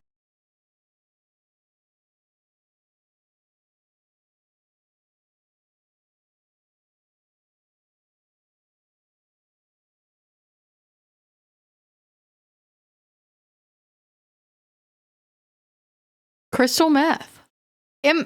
Yeah, okay. Crystal meth. Got it. Got it. officer at the scene. She began researching the problem and discovered that half of fatal encounters with law enforcement involve people with a mental illness. Sarah made it her mission to ensure that the police force have the proper training and protocol to have cases like David's happen way less frequently. She doesn't want her brother to die in vain. If he's getting taken away, she at least wants his life to make some sort of difference in not just Joplin, but the world. As time went on, things became more strange in the world of Chris. There was a lot of silence, but he did return to Instagram in 2020 to promote a Never Shout Never album. The album Unborn Spark was written by exclusively Chris. When you listen to the album, it feels like Chris is kind of just processing his life from the past decade and just really realizing his positioning in the world. A year later, after this release, things take another turn. Allegations came out from his now ex-girlfriend and mother of his child, Sapphire. The allegations are now deleted, so I'm not going to read them, especially because I found them through someone else, so I can't even confirm that this is exactly what Sapphire said. But what we can confirm is his family life is unfortunately crumbling. It is worth mentioning that Sapphire and Chris did make up at some point, even if it wasn't permanent. Here's someone else's video showing proof of this. Okay, not sure if I'll end up playing Rivals, but if I do, I'll let you know. And Alicia, who he met at a meet and greet when she was 17. Fast forward to 2021, the two of them split, and he reportedly wasn't present in her life or his son's life. No, I have Kodak Black like it's blocked on Spotify due to Alicia's recent tweets. The horrific However, rapes that he committed. We do have a 2025 update that we'll get to in a second. It's pretty sad, but right now we have to touch on the concerned fans that stuck around. 2022, Chris adopted the name Shen Chao, and for the first time in a while, Chris started uploading pictures of himself that looked like this. On top of this, he would reply to fans pretty often through Twitter, but His responses to the comments made absolutely no sense at all. Here's Will Laddie talking about it as they have the photos of Chris's account from this time, because all of this is now deleted, and Woe shows us some of the replies and tweets. As you can see, it's like every day he is tweeting. He's been replying to a lot of comments, but what I found when I was looking at some of his comments and some of his replies, they were very weird. He was really ominously replying to people in ways that didn't make sense. Like someone said, "When did you get the face tats?" He replied, "No." Fans blamed drugs for Chris's behavior, especially because, like I said earlier, he's always been open about his use of them. But it never seemed like a problem until this Shen Chao era. I can't confirm if it's drugs or alcohol. I know alcohol is considered a drug, but I digress. But him stating this in 2024 leads me to believe that it was an alcohol addiction, music. in combination of having And she's a character to watch on mine, but he admitted to here. Where's Chris now? How's his family, and wasn't he supposed to play a festival this year? From 2022 to today, Chris's socials consist of schizo posting, images of his current and past self, seemingly reminiscing of his prime. And if you read his tweets, people have a right to still be concerned for the guy. There was a point where he just consistently brought up his weight. There was a point when he just kept reminding us Never Shout Never is not coming back. And in recent months, he's been trying to convince us that he's a vampire. And I would think he's just trying to be quirky, but given his past as a cat, it's just more concerning than anything. His Twitter is a pretty nutty read as he just converses with himself since replies are off. And reading some of this shit makes me feel like I'm not supposed to be. But with his clear message of never returning to music, it came by surprise October of 2024, when We Were Young Fest announced their lineup and none other than Never Shout Never was on the bill. At the time of this announcement, I went through his socials to see if he mentioned anything about this, and he didn't, as if he didn't even know he was on the lineup at all. But unfortunately, he let a lot of fans down a few weeks ago when he announced he's gonna cancel his When We Were Young Fest appearance because he states he needs severe dental work. As for his family, I didn't know what you were saying, to be completely honest. Sapphire posted a link to her GoFundMe over the summer, and I'll summarize the GoFundMe, but you can pause and read it now if you'd like. Sapphire is asking for financial help after a sudden eviction and losing child support when Chris suddenly disappeared and cut off contact with everyone. She temporarily sent Lion to his grandparents' house for stability while she tries to rebuild, find housing, and return to school. This isn't her first GoFundMe, and Chris's fans harass her for the last one, but she states that she's asking again because her goal is to provide a safe, stable life for her child. She didn't say this, but basically, fuck what people think or say, and I agree. So I went back to the GoFundMe to gather some screenshots, and I'm unsure how I didn't notice this, but she closed the GoFundMe, and the reason being is Chris came out of nowhere and just sent her a large sum of money. And this kind of like pissed her off because it's like, bro, how do you dip? Don't hear anything from you for months, and then out of nowhere I get bread after I started to GoFundMe, after I asked for help and all the damage has been done, right? Like I'm already evicted. Lion already started his new life with his grandparents, right. And I'm trying to adjust to this new lifestyle with you gone, and out of nowhere, here's some bread. You can pause and read the whole thing for yourself because she does touch on a lot more. Like one little paragraph that stuck out to me was, there's no way to undo the damage. I can't unlive the trauma. I can't suddenly return to a life that doesn't exist anymore. The only thing this sudden payment does is allow me to catch up on my car payments, give my roommate rent and bills, and begin clearing the eviction balance. Nothing more. There's no promise of anything more tomorrow. I encourage you to read the whole thing. But that is the summary of it. I really hope I'm wrong, but in this moment of time, it feels like Chris isn't really doing his part as a father. He's focusing on his career as a model, an artist, and vampire, I guess. His downfall was caused by a number of things: ego, drugs, and or alcohol, burnout, mental breakdowns, dark life moments. And it's sad to see someone who's on top of the music scene and loved by many to now a mysterious person of the past. And if there's any takeaway from this story, It's hold the ones you love close, try your best to stay away from bad habits, and take care of your mental health. It's okay to take a day off once in a while. I wish Chris, his family, Sapphire, and Lion the best moving forward. I have a second and third channel that's all stream related content. Link in descriptions to check it out. Streams are always a great time. Like, sub, and click right here because I did a pretty slept on documentary on Warped Well, that was a Tour. I think you should go check new creator. He was pretty good. It's been a while since you saw my face. And I wish it could be a little bit. Okay, we're gonna get it out of the way. We're just gonna do it, and then we're done doing it. No, at least for the extent of this video, we're gonna do it one time. All aboard the toxic gossip train.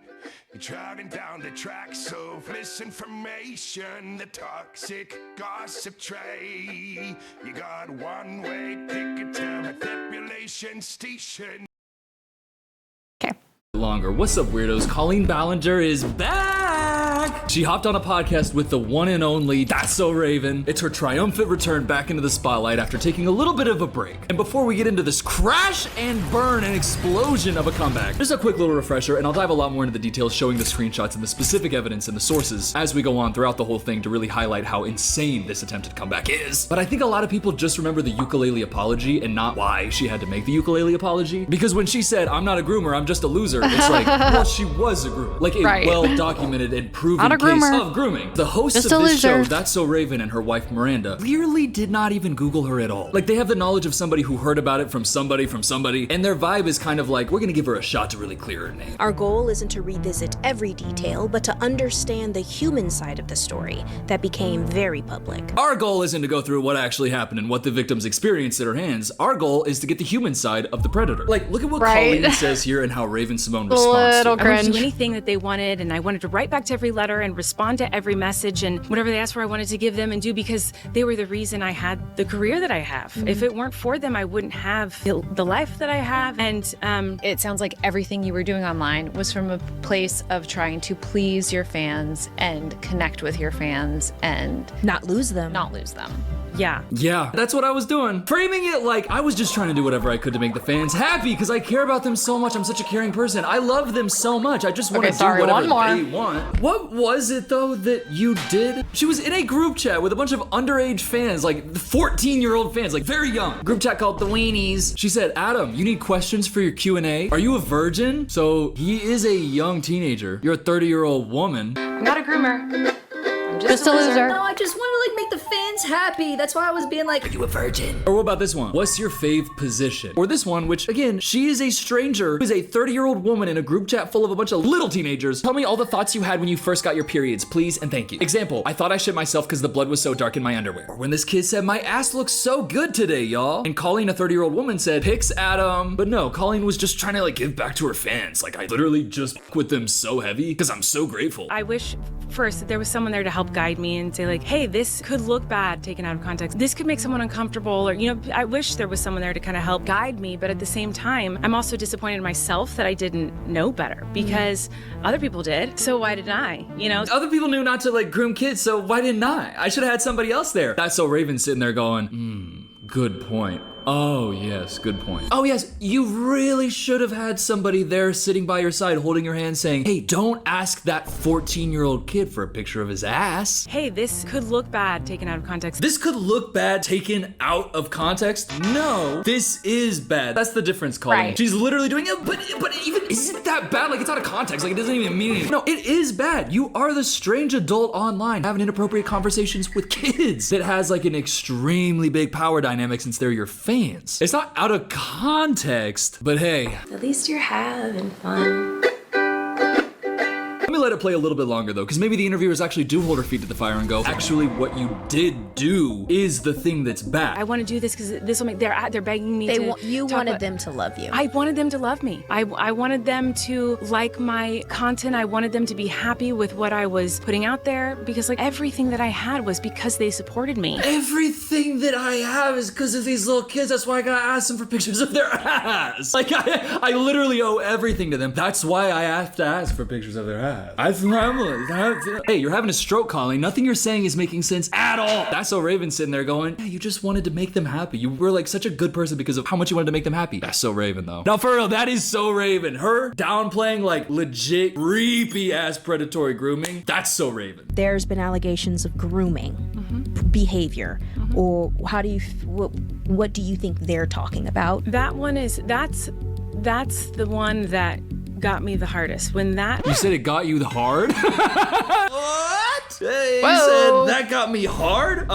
We know that's what the problem is. You shouldn't have been doing that and you shouldn't have been getting hard. Raven, so there's been allegations of grooming behavior. What do you make of like what they're talking about? Raven, is that what's written on your card? Is that milquetoast lackadaisical ass? You know, whatever. People are saying some shit. How do you feel about that? Is that what they wrote on your card, Raven? Because if she read it straight from there without doing any research at all, figuring out what actually happened that Colleen had done, I gotta say, that's just so Raven. You can't even get mad at her. That's so Raven. Bro, we have the screenshots. Here's the thing that I'm sure Colleen is gonna be like, I didn't mean to do anything wrong. And people will say, well, I didn't think she was actually trying to get any, pleasure out of those kids. Sure, you have that take based off the evidence. Sure. That's not necessarily what grooming is. That's not like you throw some TNT at a guy and then like in 30 seconds it blows up and he's gone versus stabbing someone. Like the stabbing someone is definitely murder, but just because you were like through it and it was like kind of far away, it's still murder. Like that is still grooming, because grooming isn't necessarily about, and then I'm gonna do this to you. It's having inappropriate relationships with children, talking about inappropriate things, engaging in adult inappropriate conversations with children. That is what it is. It's not allegations of grooming behavior or what people are saying. That is exactly what she did. And if you're like, well, she didn't do anything to touch somebody, the grooming makes that kid susceptible to people in their community, gets them interested. Oh, I'm talking to somebody about this. It's like really adult conversations with them. I'm actually kind of open to like, that's what the grooming does. It turns a child into somebody who's like aware of something and like interested, and will then film multiple YouTube videos with you while you're a 25-year-old man in a place where you have to be 18, otherwise it's statutory. Oh, sorry, Cody mentioned. Wrong person. How's he doing, by the way? He's posting a lot of videos, but let's hear your explanation. He's posting a lot of videos. You felt when something about something came out that is definitely fully in the public record, actual evidence of it. But as Raven Simone, I'm gonna act like, well, maybe it's just speculation. How do you feel about that, Colleen, when that came out? That's when I was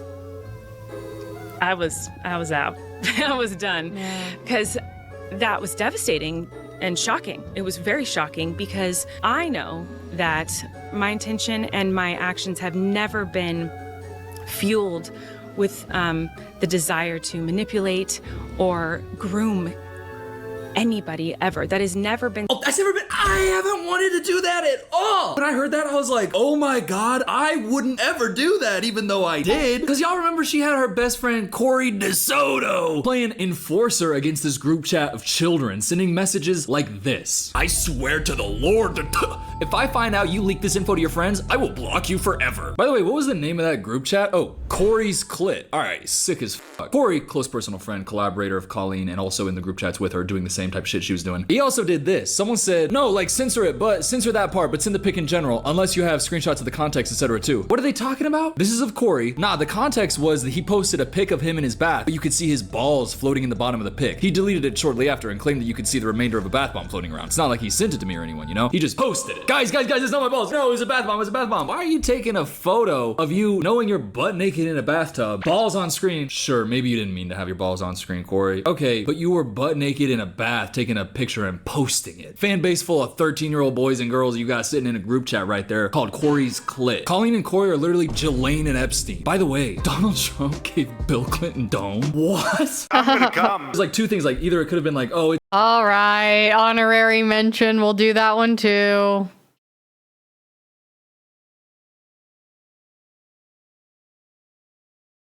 I'm gonna come.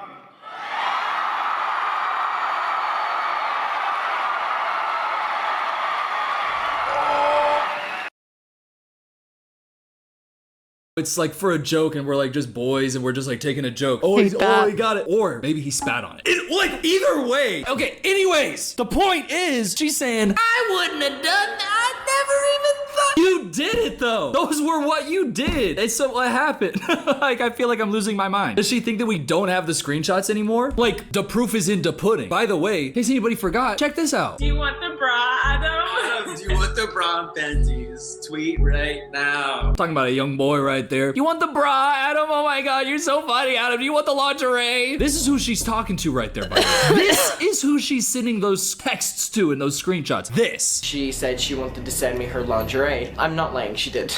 Trust me. Yeah. Oh, but you know, she just said it like she's like it's just like a dirty joke. Like she didn't. This was what I was sent. Oh, so okay, got it. Not a groomer though. Sure. Keep on going, Colleen. You're doing an amazing job. Beautiful work. Groom anybody ever. That has never been something I have done or will ever do. And it's a very serious accusation. Very serious. Mm-hmm.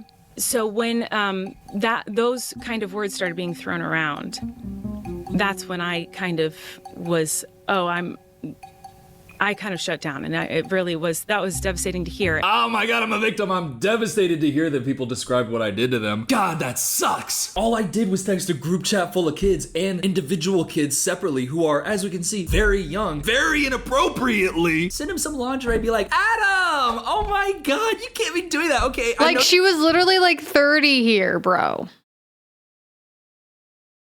Like, in what universe are you as a 30-year-old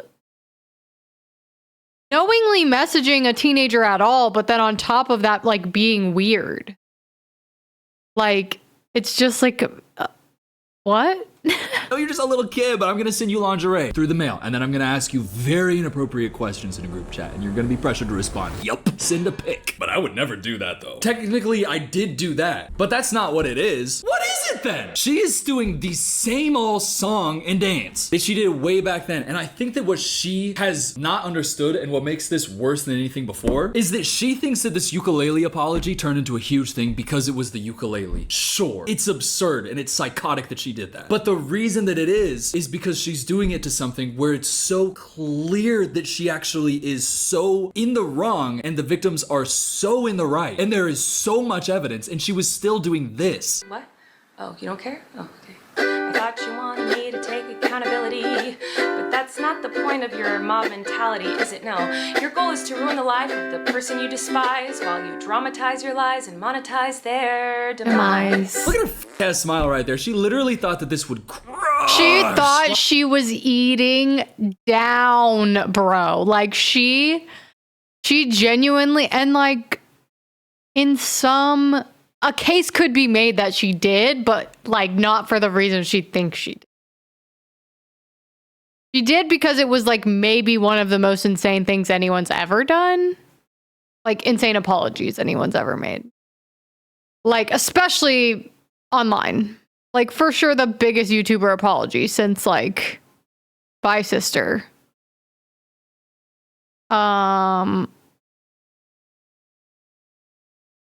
So she was breaking ground, you know? It was a new... It was the Wild West back then with YouTuber apologies. Now there are rules and structures. Kidding. But you get what I'm saying. She was ahead of her time. But she's also a groomer. And a loser. While you monetize their lies, you really suck, don't you? You're a piece of shit, I'm a victim. Like, it's insane that you're singing it and you're playing a ukulele. But it also, like, what you are saying is what's so crazy about it. And she's still saying it, despite everybody having the response to this video that they did. And she's still doing the same exact thing of like, no, I didn't do it. Seriously, I would never do that, though. Are you 3? You wouldn't even want to do that, though? I didn't even want to what? We have every single screenshot. We have live 4K footage of you doing these events. Every accusation, there is evidence. And she's going, The only thing I've ever groomed is my 2 Persian cats. I'm not a groomer. I'm just a loser. She's still doing that. That's still what her take on this whole thing Insane. is. She said, I took accountability, but that's not what you wanted, huh? No, you didn't take accountability. You said, I didn't even do anything, and I'm the victim. So there you go. I took accountability. Now what do you want? But let's go back. Let's see how that So Raven holds her feet to the fire. Come on, Raven. And come on, Raven's scary wife. Let's go. Did Raven's scary wife confront you after? Did you ever get any kind of interaction with an adult who said, this didn't feel good for me and my child? No, I never did personally. I don't know if someone got that message and I never received it. Just 1 second. Why the f would you ask that question? You're just trying to whitewash everything she did, paint her as the victim, paint her as there's a complicated situation going on, and we're really gonna get into the heart of it. We got a lot of nuance here. Me and my wife, that's so Raven. Raven's wife right there, Miranda, I'll call you Miranda. So out of touch with anything at all. Asking that question is only going to get the answer, no, I didn't have anybody reach out. Because what the f are you talking about? You think that Colleen is gonna get a message from one of these parents and see it after she posted the toxic gossip train? You think she's checking her DMs and getting messages from parents who saw that and then were like, you know what, I'm gonna go write her a DM. But you ask that question so that Colleen will be like, no, I actually never got a complaint from any parents. It's like a question that you're only asking if you're trying to give the impression of like, well, the parents didn't even really have a problem with it. That's not how anything works. Why would that have happened? That's like getting Cody Ko on a podcast and going, well, did Tana Mongeau's parents ever DM you that they were uncomfortable that you groomed their daughter and statutoried her? No, I actually didn't. Actually, sorry, if I'm Cody, I'd be down here. No, I actually didn't. No, so like low-key, if they didn't even have a problem with it, then it's like, what? Okay, but keep going. The only complaint I ever remember receiving in that way, in person from a live show or anything, was at the beginning of my shows, I used to do a ukulele song. Where I would... Damn ukulele. I know. That's so Raven. She's gonna find a moment and she's gonna come in here with that Disney Channel ass one-liner. Wait, did somebody say ukulele? What was the complaint they had, Colleen? What are we that's so ravening about when it's grooming that we're talking about? What was happening in the live show? I would sing the hate comments that I received. And there was hate comments, so there was a lot of bad language, and the comments were on the screen, and I would sing them. And we did get some complaints about that. They were like, you're saying bad words like in the first 5 minutes of the show. Oh my God, she's such a piece of shit. She used to say bad words at the beginning of the show. So realistically, if there is one thing that's wrong with me, it's that I said bad words in front of kids. I thought there was something else that happened at your live shows though, Colleen. I actually think we can just look up Film Cooper Colleen and we might be able to see. Oh yeah, right there in my thumbnail from 2 years ago, we got a little boy putting his hand down your big old grown adult girl pants. Okay, so we're not gonna mention that though. No, of course not. Let's get to another question that they asked because there's so much controversy here. There's actually a lot to get through. This one is specific to something called the Yoga Challenge. Let's let Colleen describe it first before we go back and see what it actually was. Can you dive a little bit deeper into what happened at the Yoga Challenge?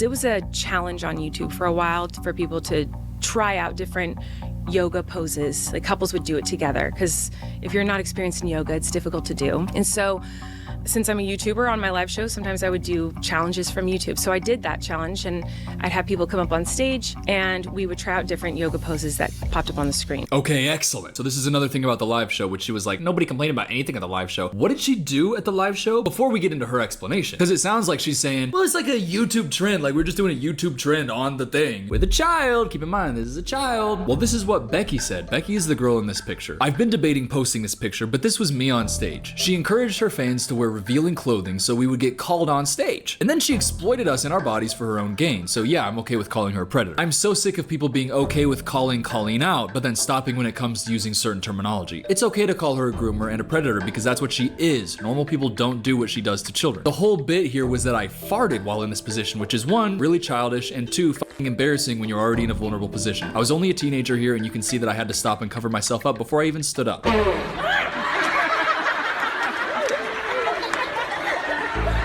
Got it. I'm not doing anything weird at all or anything that should ever be described as uncomfortable ever. And anybody who says I am is just a part of the toxic gossip train. I did that. It is like especially weird to like, cause like that in and of itself is fucked up, but like to also then on top of that have been encouraging them to like wear short skirts and shit like that. What are we doing? What are we doing? What are we doing? What are we doing? Also the victim, and I also did everything else. It doesn't make sense when there's so much evidence. Like the things that she's saying make no sense when she also knows that we see all that stuff. I think her assumption in this podcast is that people just forgot and they thought, oh, Colleen, like ukulele song. So she's like, you know what, I'm gonna sanitize my image a little bit since that's what people really remember me for. No, Colleen, we remember you for the ukulele apology because it wasn't an apology and it was about something that was psychotic. But go ahead, now that we've seen it and heard from the person who felt extremely victimized by it, let's hear her take on it. Obviously, we could never do them, and I would be, flailing about as Miranda. And there was one pose where there are two people and both legs are spread open, you're holding each other's legs. And I genuinely never thought of it as a sexual or inappropriate thing. To me, the joke was that when the legs were open to do the pose, the fart sound effect. The fart sound effect. I thought it was fart joke. There was a fart sound effect. I never thought about it. Telling people to wear revealing clothes so you get picked up on stage. It was a joke. It was satire. But they listened and did it, and then you brought the people on stage who were revealing shorter dresses. So... Right. You know what I mean? Also, there's a moment right here with That's So Raven that just shows like beautiful interview skills and total Disney Channel face. And the question and the response is so good, but like, let's start here. People keep saying it's an apology song. I didn't apologize in that thing. You did not. I did not. You know what? There you are was correct. No you did not sorry apologize. in that. You did not. I was actually laughing. Just letting you know. That was some crazy penmanship. We also wouldn't, in watching it, I remember. That's the move you want to go with when all of the backlash was you should have apologized. But also in the thing she said, I took accountability. Where is it? It's not there. It's nowhere. So where is it? What are you talking about? Raven though. Oh my god. I mean, knowing everything that we know and how it's a quick Google search away to see all of the evidence and everything right there. For Raven to go, I was watching the song and that's not an apology. Yeah, the penmanship was crazy. Yeah. Hey, what the fuck are you saying right now? Are you bringing Colleen Ballinger on to take her side? Because that's what they're doing. Raven's going, I thought that was hilarious. The thing where everybody was like, you're a groomer, and you're like, I'm not a groomer. And then all the backlash was about how you actually are, and there's all the evidence right now. And it's insane that you were writing that stupid ass song. I was sitting there going, this song is so funny and it's so fire and also true, and it gets at the heart of it all. What? I mean, you can't get mad at her though. That's just so Raven, y'all. Oh, there's an abuser? I'm gonna take their side because that song was fire. Like she's just Disney Channel. She can't get out of the mode. Like her accent, her speech style, everything is Disney Channel. And she's talking to Colleen Ballinger, YouTube's biggest, most famous groomer. At least in like the Ned Fulmer, like that Try Guys revival pot, like whatever he's doing. He was sitting there like, well, I'm a piece of shit. Somebody spank me and hurt my balls, please. Like at least he's doing that. Colleen's sitting here like, I didn't apologize. Raven going. Sometimes you don't need to make them laugh if it's gonna hurt someone along the way. Like you don't need to, it's not worth it. Yeah.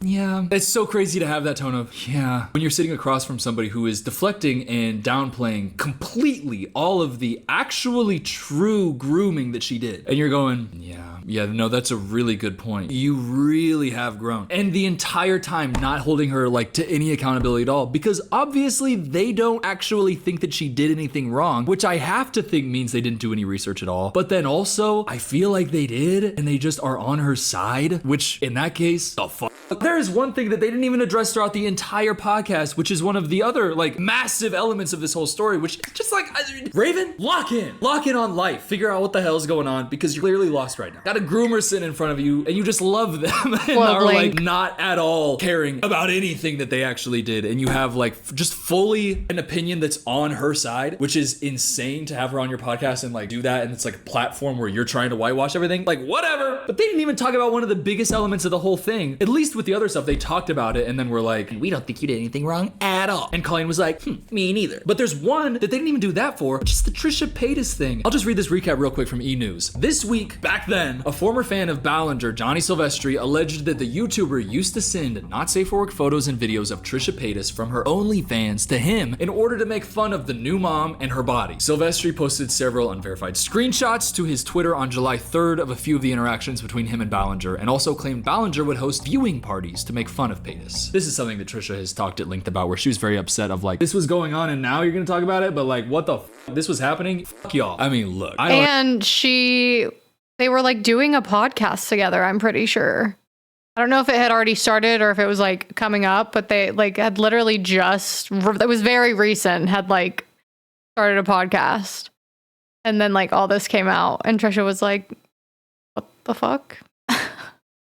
Like, wow. You Google Trisha Paytas, the history on her is like, whoa. I guess shout out her and Quentin Tarantino's relationship and a billion other things that she's known for. Also, she's currently on Broadway and like performing in Beetlejuice, which what the hell is her? That's a huge element of the whole thing that they didn't even touch on. Like it was just another level of like creepy, awful, disgusting. And the interviewers were like, we don't even need to bring that up. We'll just forget that. A huge element of the story. We don't need to do research, but you know, that's so Raven. And after watching this podcast, after seeing how she acted, first of all, Raven Raven and her wife were pissing me off. But how Colleen was acting the whole time and like being like, the toxic gossip train wasn't actually an apology, and I'm not apologizing now because I didn't even do anything. and we have all of the evidence. It's been 2.5 years and we're all looking at it and she's pretending that the thing that we're seeing isn't true, even though everybody else knows Has it been that it's 2.5 true. years She's since literally Toxic somebody Gossip that Train? everybody hates and everybody knows and has seen and believes all of the awful things that she's done because we've seen the evidence of it. And she's sitting there telling us, that didn't even happen, no. Okay, but it did. Like, it did, and we see it, and we know it. And it's been 2.5 years, and it's the exact same song and dance as Toxic Gossip Train, except this time she dropped the ukulele and just said it from her chest, which is even worse, because it's after so many years of reflection. And after all this, it's just like she's not gonna actually reflect on it. She's actually not gonna grow from it, because in order to grow, you actually have to investigate yourself and figure out why you even were in that situation in the first place. And she's refusing to acknowledge that she was even in that situation, because she's like, I didn't even do it. Truly the worst post-cancellation career I've ever seen, because every time she's done anything in the public eye, it has been just like doubling down. She's so stupid and awful and just a horrible person, and I hate her. But hey, I hope you have fun. Also, I'd really like it if you subscribe to this channel. It's Film Cooper, and I'd love it if you subscribed. We could take our relationship to the next level where you're a subscriber, not just a watcher. I think like half the people who watch are subscribed, so if the other half, just come on. It's not gonna make it weird. Like, it's not like a full relationship. Like, we're just having fun. Just subscribe. Rhyming for as long as I can without stopping.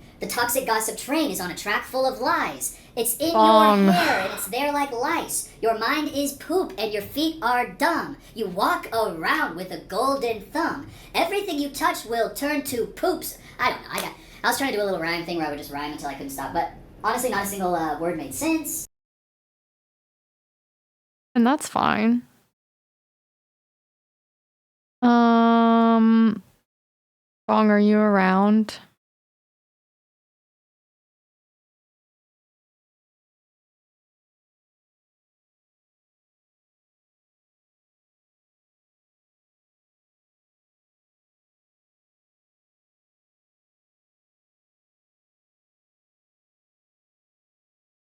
Like, yeah, I want to, but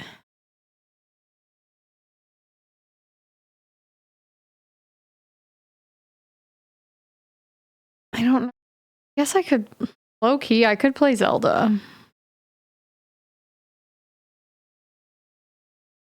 I did pay $10 extra to buy it on the Switch 2, and I haven't even really used my Switch 2 at all.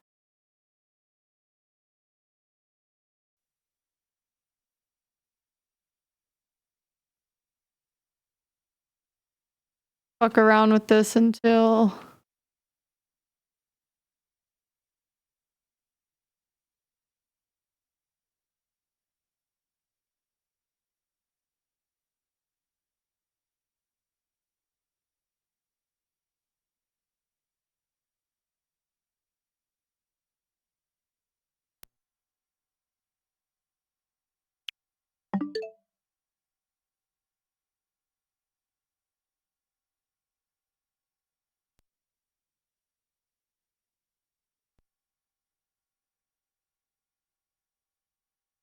okay.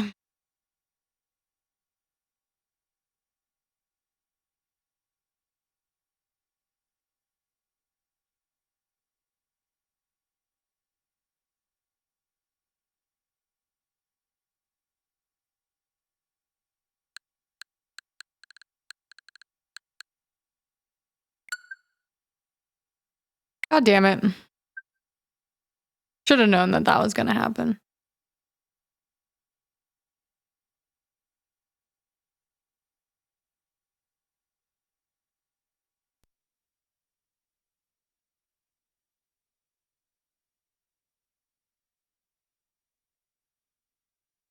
Damn it. Whenever it restarts, it like changes my display. Maybe a little bit, yeah. Maybe it's subconsciously.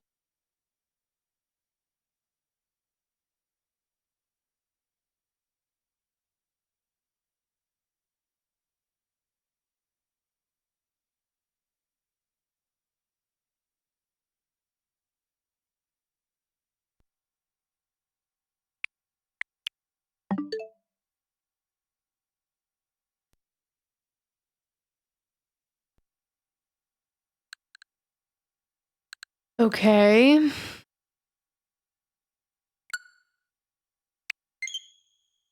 Literally haven't even played this version.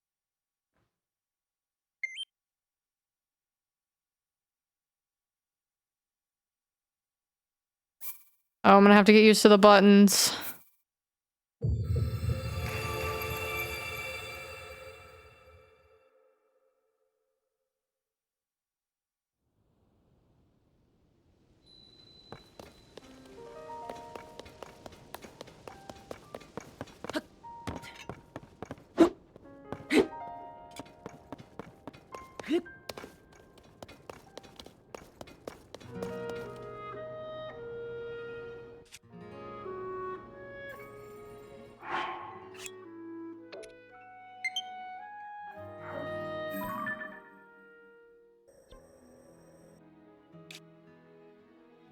Oh, I probably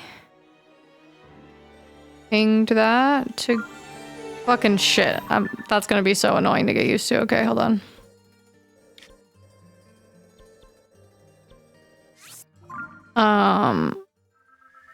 To go to the cave.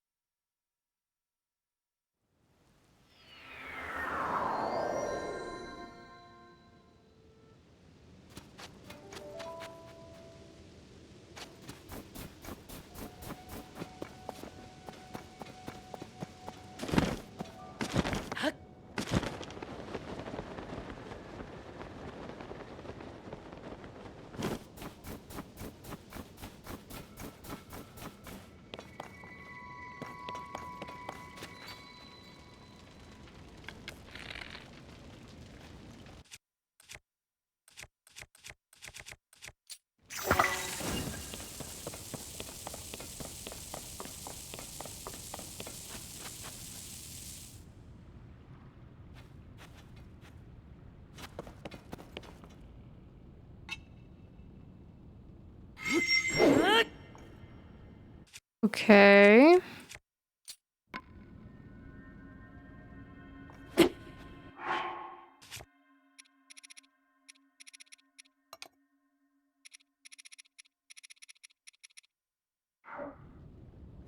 God damn it.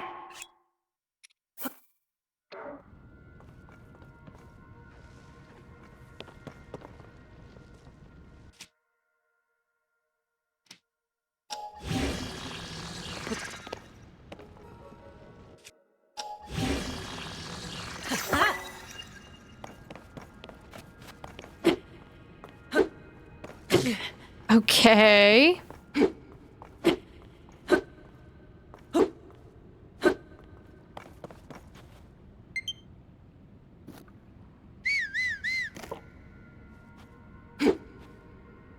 Okay.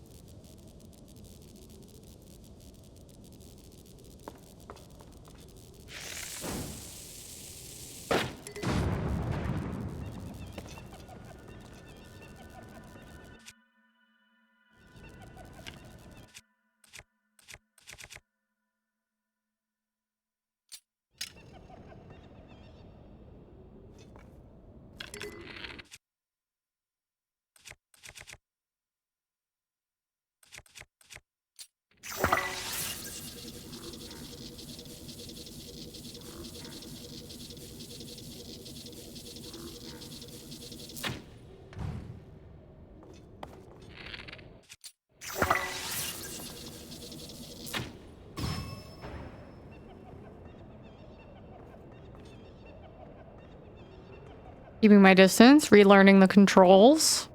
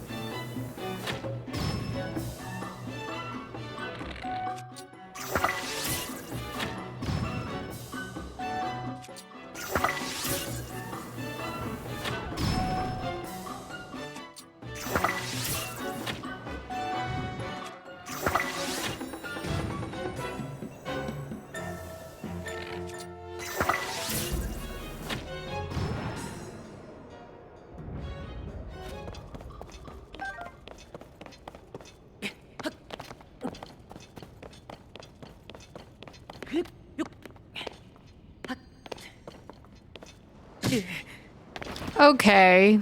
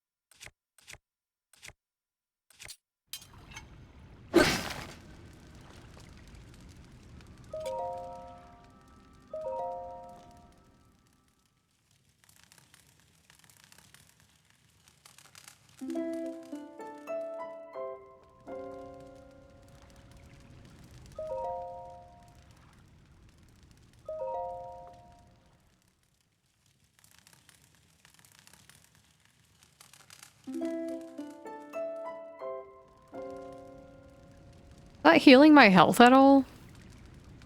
Try one more time. Hold on. Let's 1, 2. I have 7.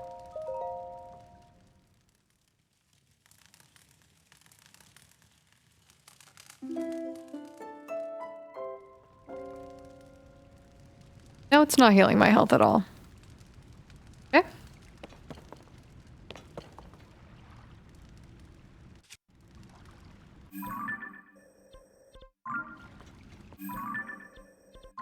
Oh my god, keep clicking the wrong button.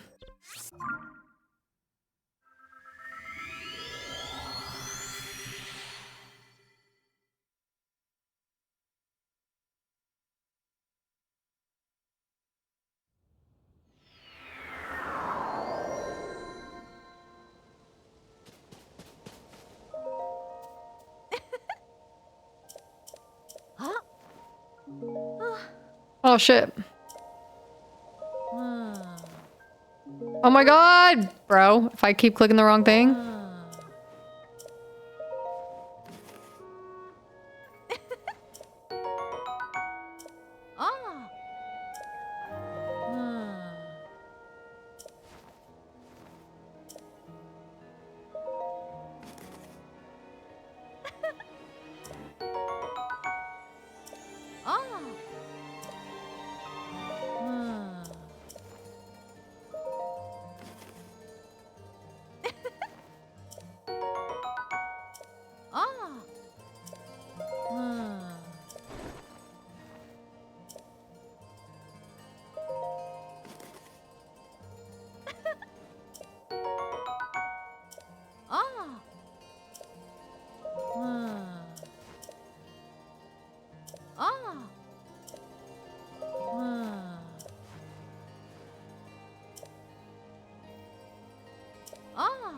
Okay, so I'm out of trout. Okay. That got me like 40 arrows though.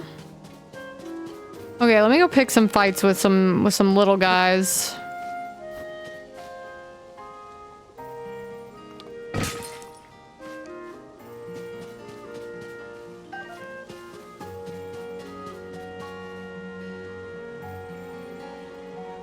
Wow. Beautiful.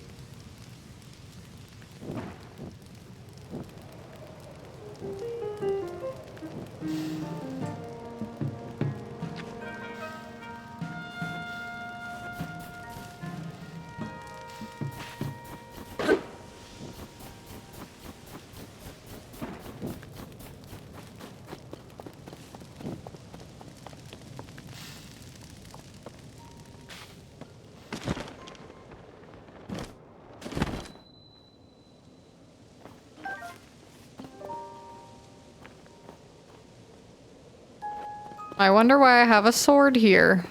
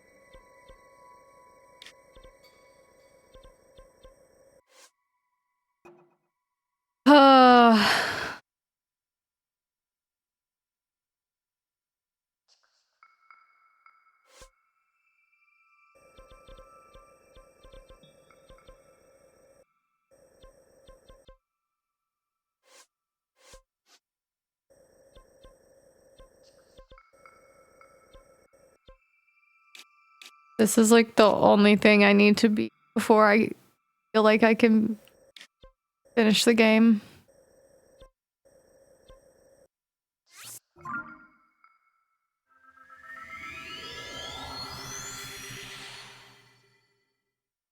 Oh wait, well actually, check if I need to.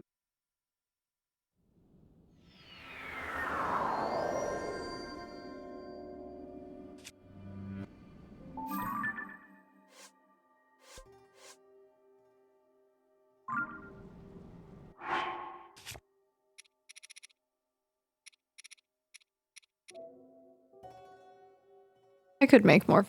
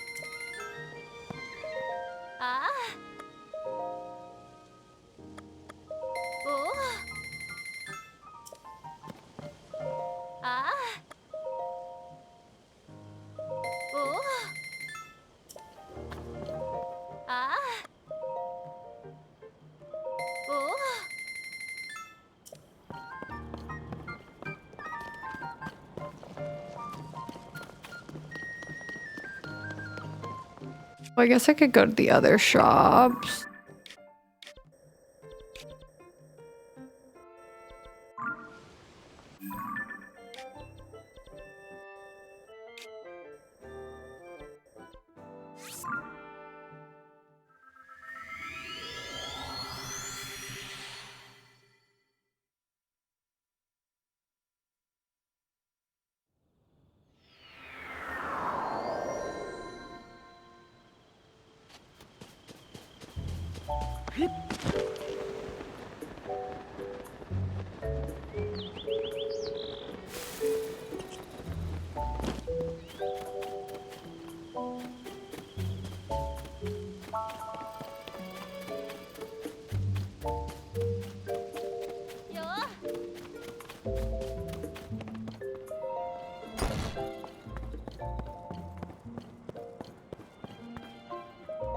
Oh.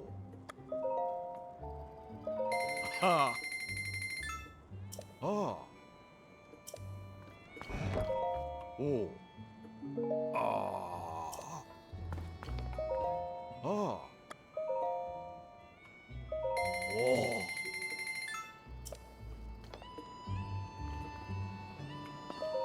Oh.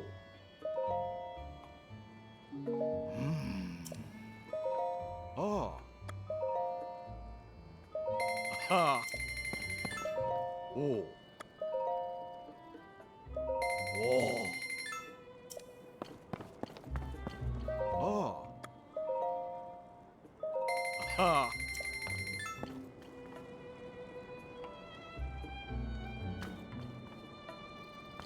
Oh. Oh.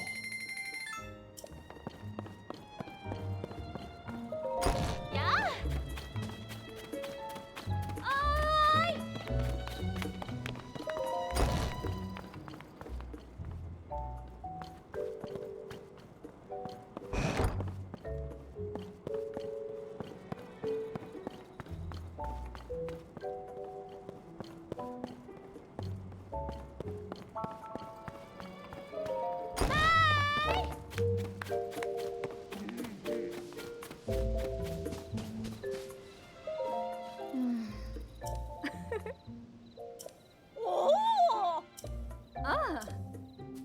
Yeah!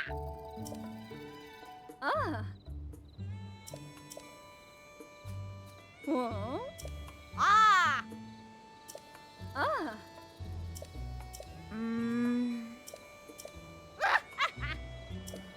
Ah! Whoa. Damn, okay, gossip.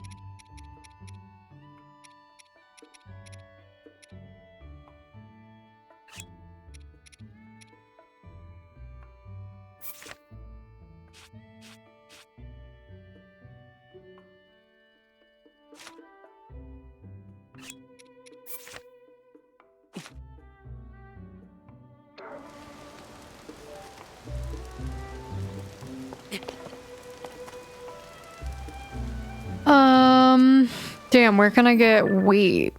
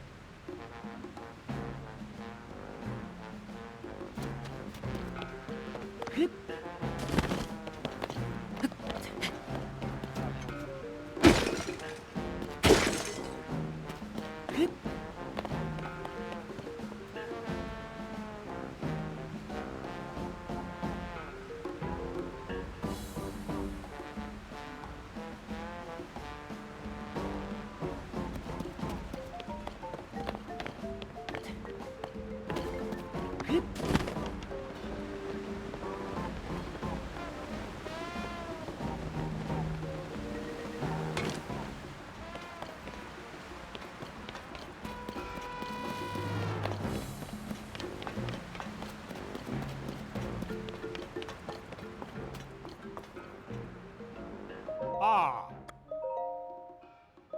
Oh. Ah. Oh. Ah. Oh. Ah. Oh.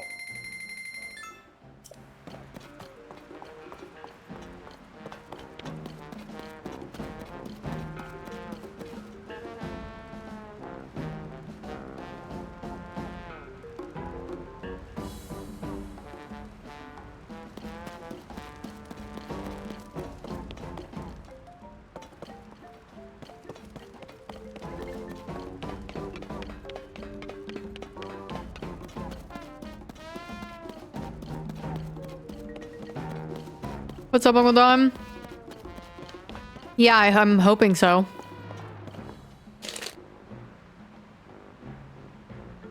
I need to get on getting a ticket.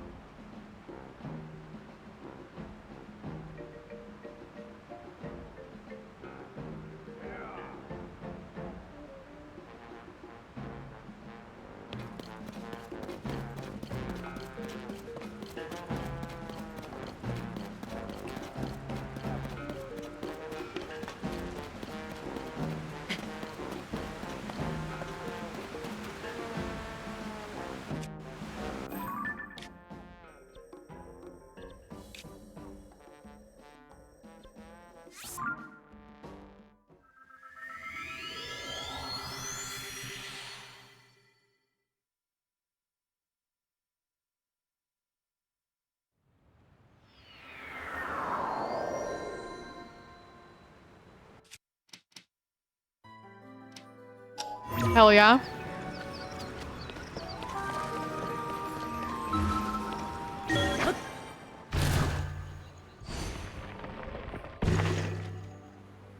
I'm excited as well.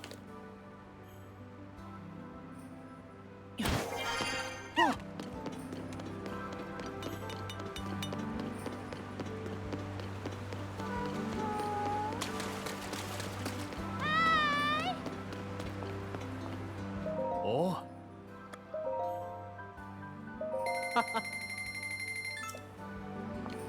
Oh. Oh. Oh. Oh.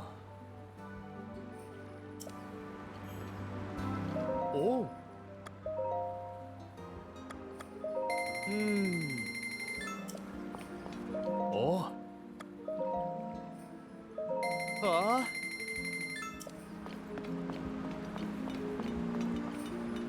Oh.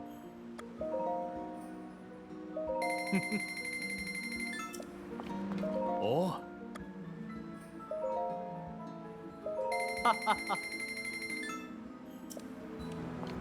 Oh.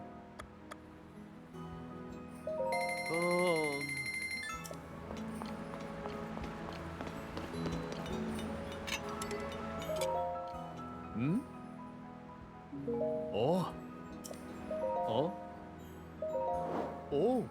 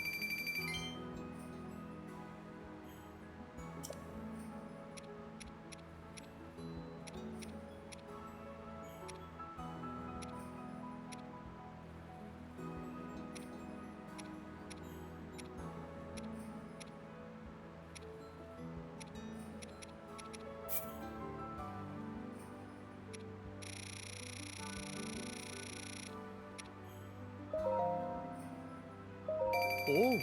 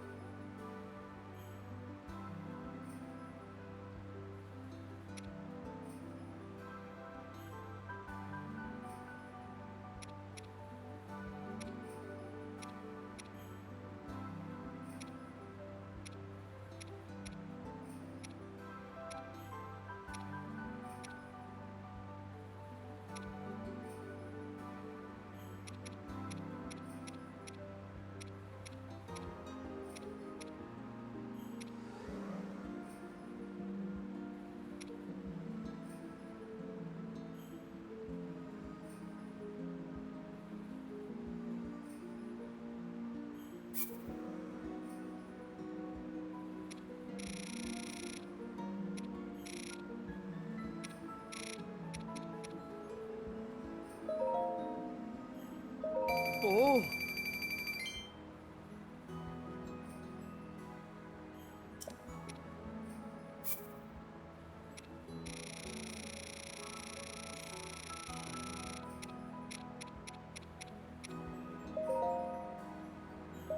Huh?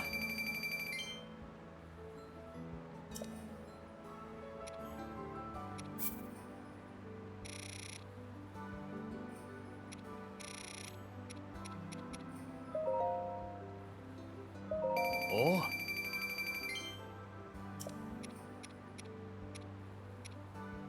Hmm? Oh. Wait a second. Oh.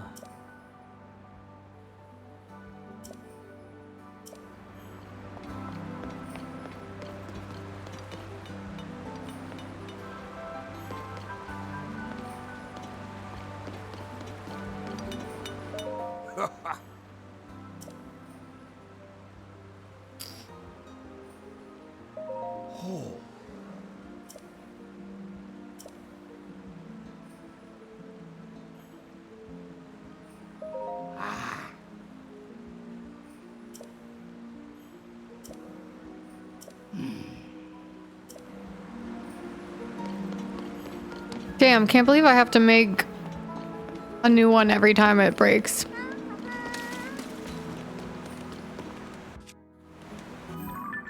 Okay, I need to go to like...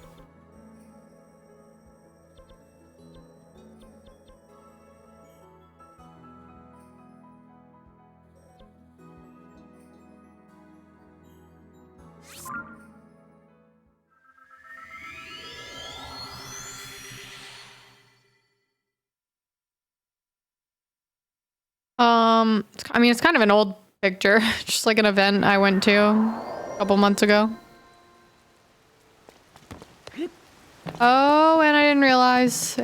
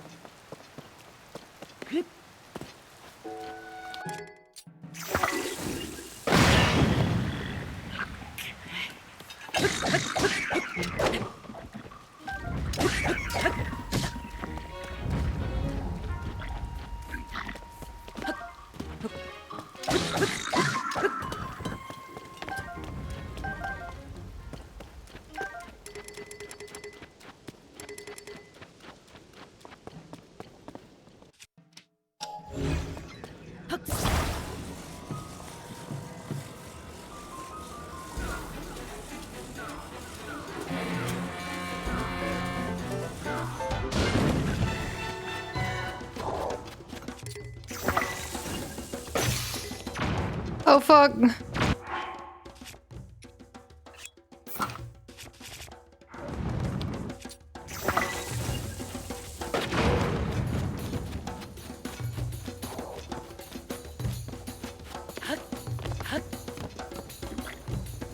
Oh, God.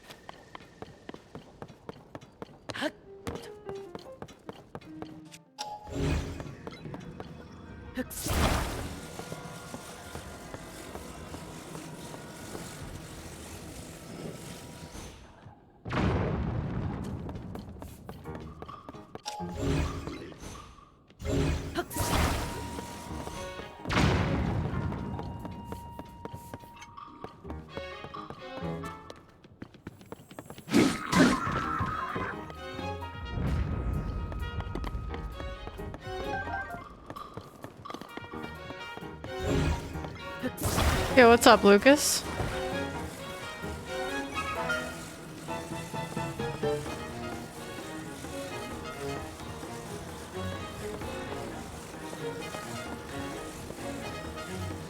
Hell yeah.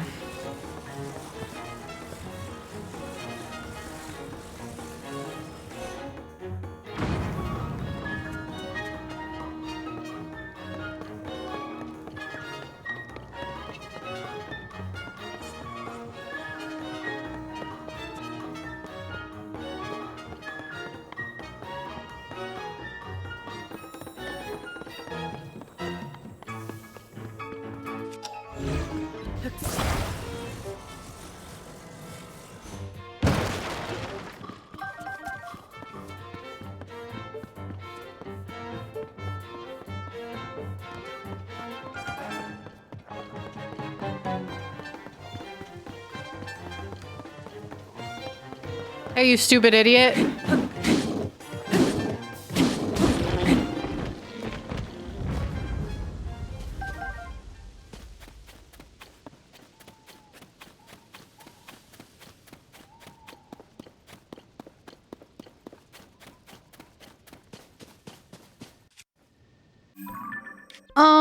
Honestly, no plan really.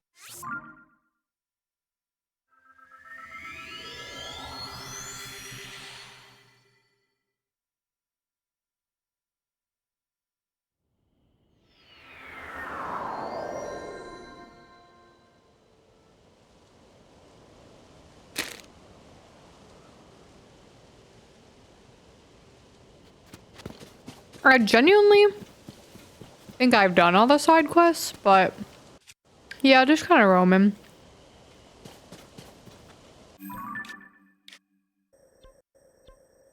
Trying to remember what area of the map. There's like one area that has like a ton of deer and stuff. And like really tall grass.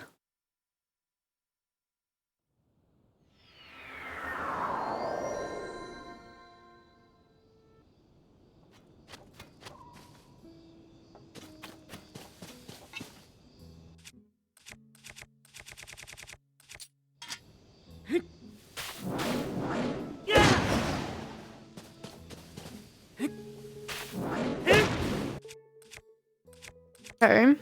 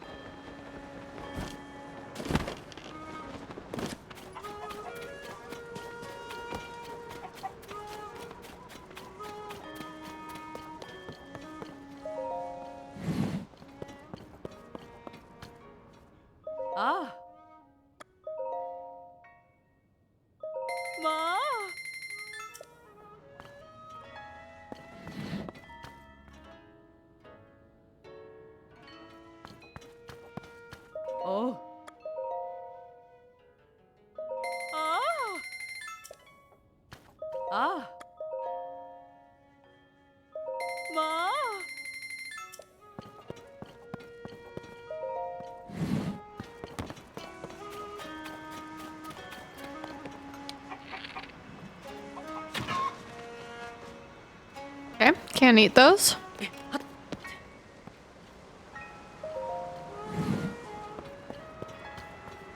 Oh. Oh.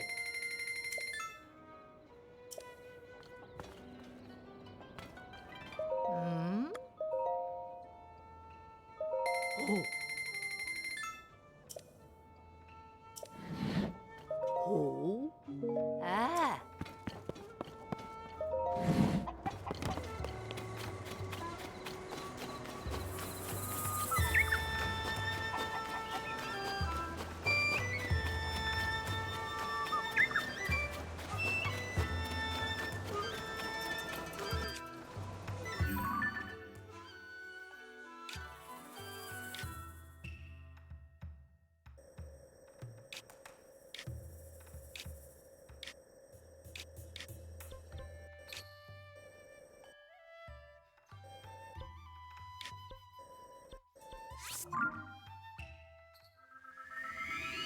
Forgot about all the little shops that I can buy stuff at.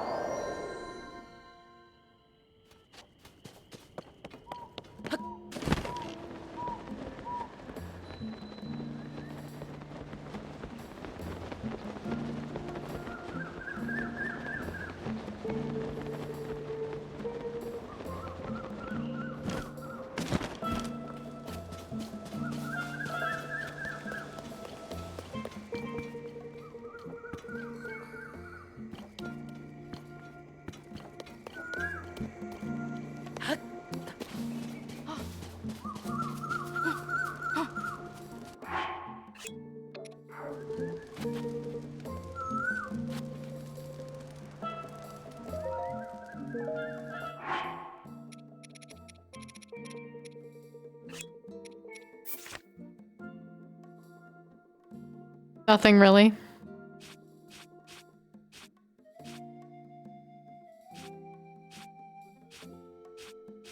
Just wanted a game, and none of my people I game with are around at the moment.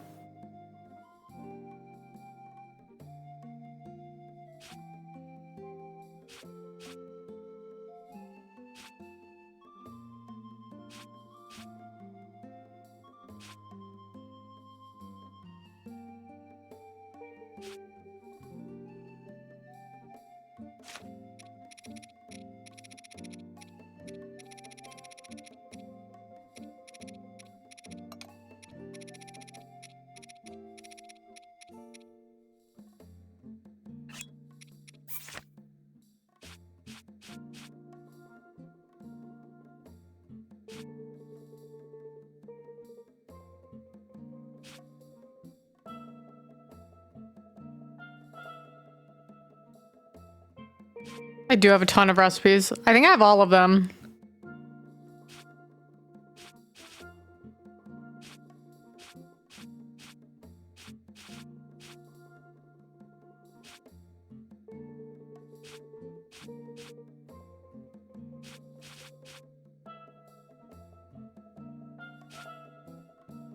I like looked them all up and made sure I like had unlocked all of them. Like some of them make multiple things. Like I can probably make this without the meat. And it'd be just as...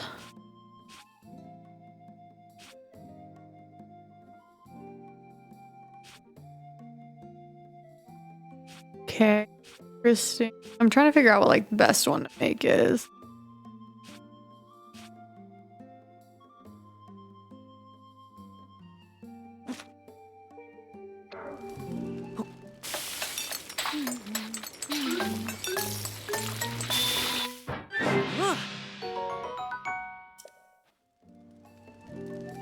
Right. I forget like where on the map is like the best hunting spot.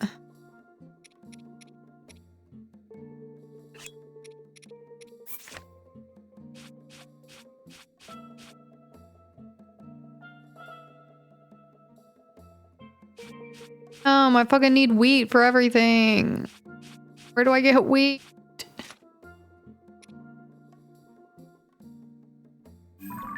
Oh yeah, that's true.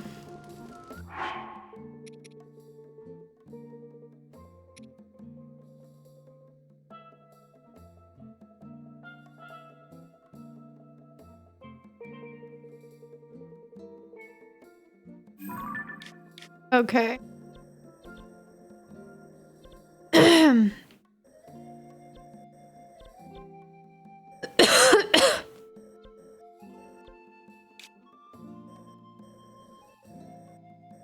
I don't know why I have this pinged. I always ping something before I log off, and I'm like, I'll remember why I pinged that 6 months later.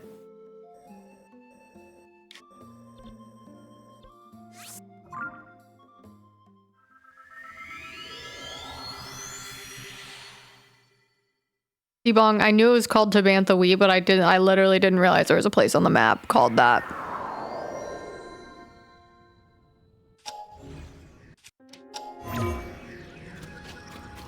Let me out of here.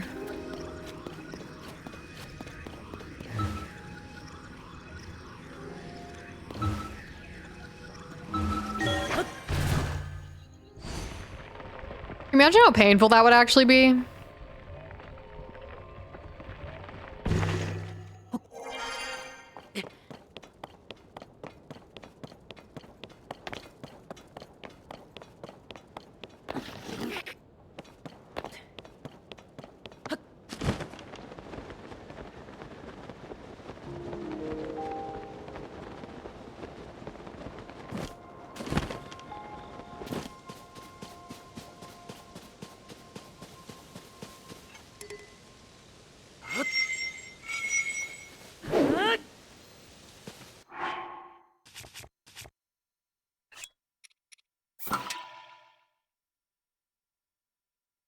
Oh shit, I don't think I meant to do that.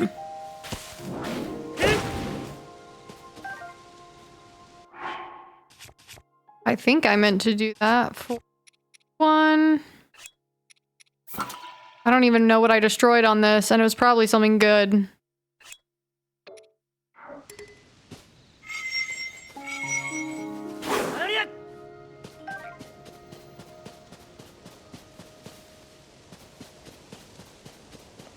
I need more grass.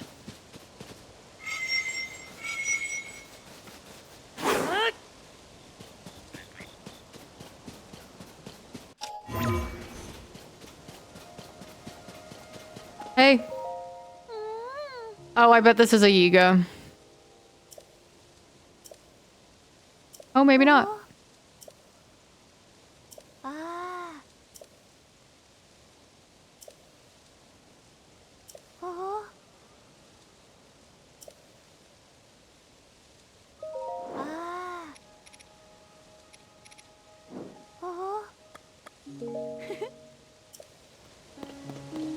Whenever you want shrooms, give her a shout.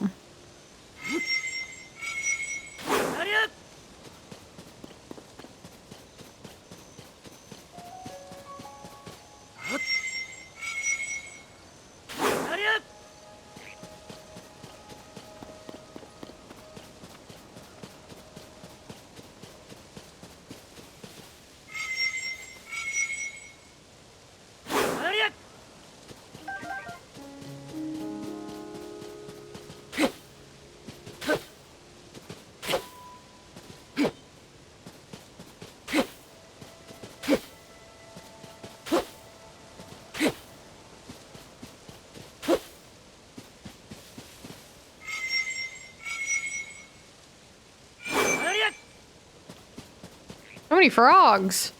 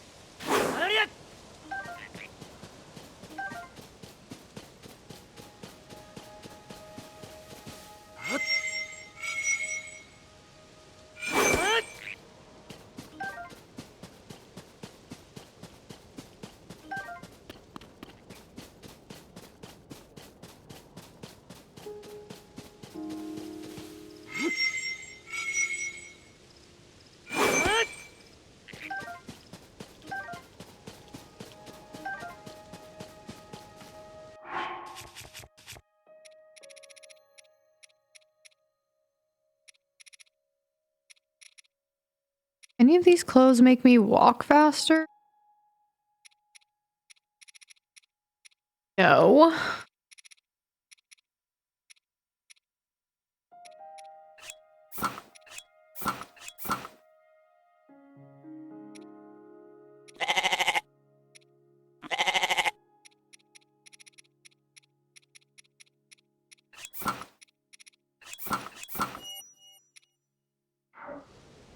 Dark Link.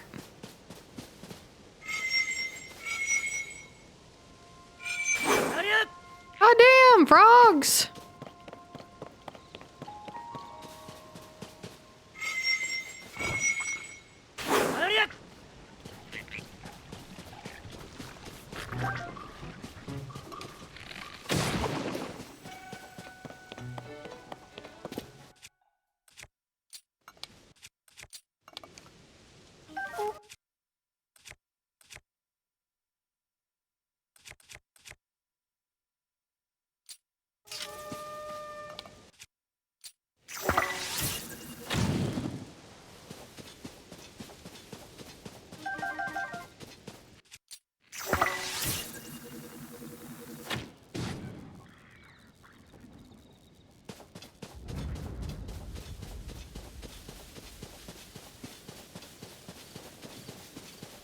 Oh, what's up, Parrot Little?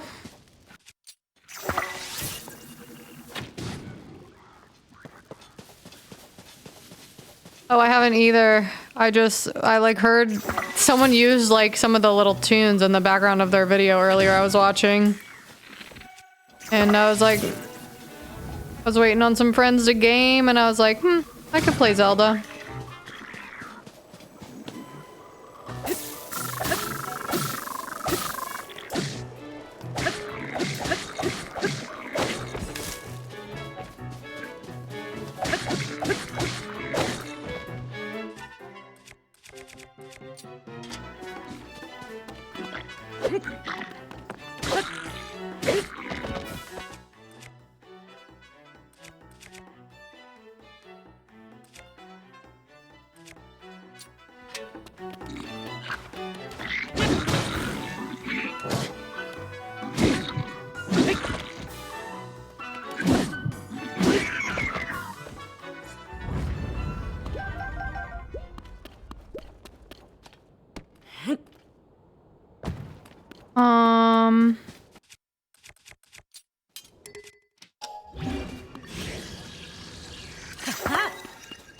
My favorite foods are typically type of Asian.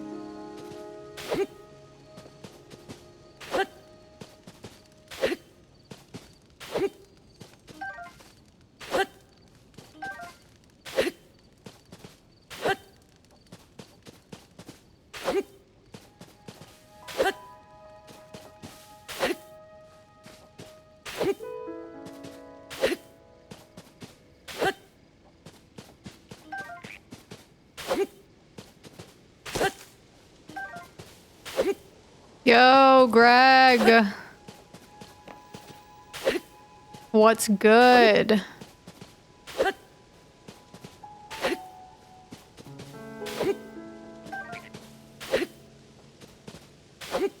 Greg, Bog, what are your thoughts on Fortnite?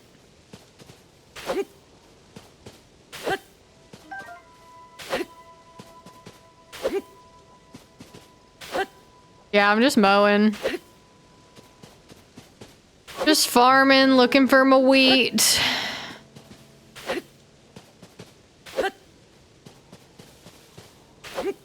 Okay.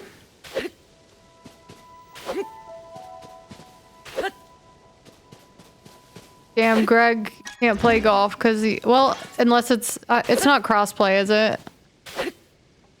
Not that Greg would even want to play with us. I'm literally just like volunteering him.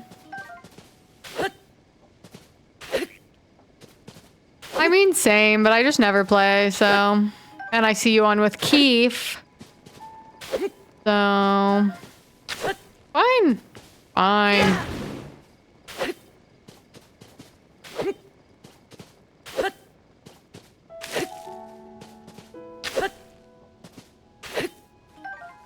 Like, same. That's part of the fun. You don't have to be good. Just for fun.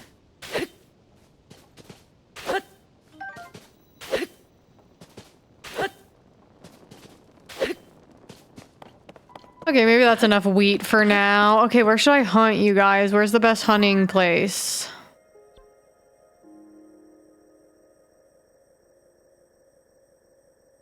Oh, my favorite foods are Asian foods. Because Asian foods are the best. Noodles, rice, good sauces.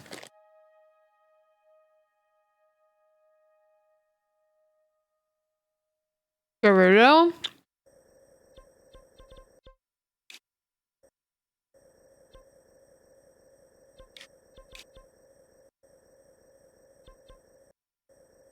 Okay.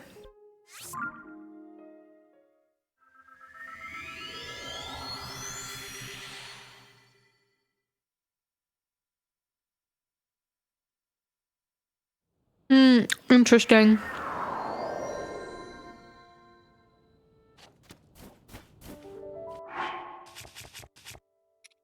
Okay, stop being such a pussy, Link.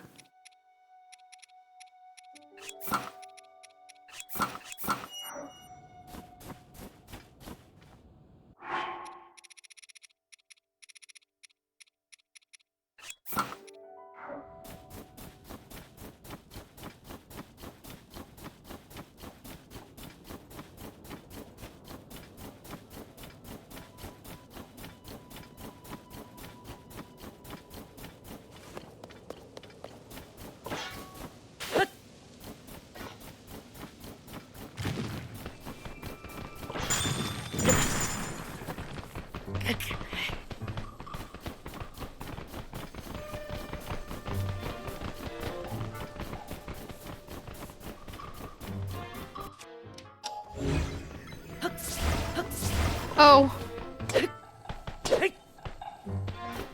I kind of forgot how to get away from these motherfuckers. Yo, what's up, Maya?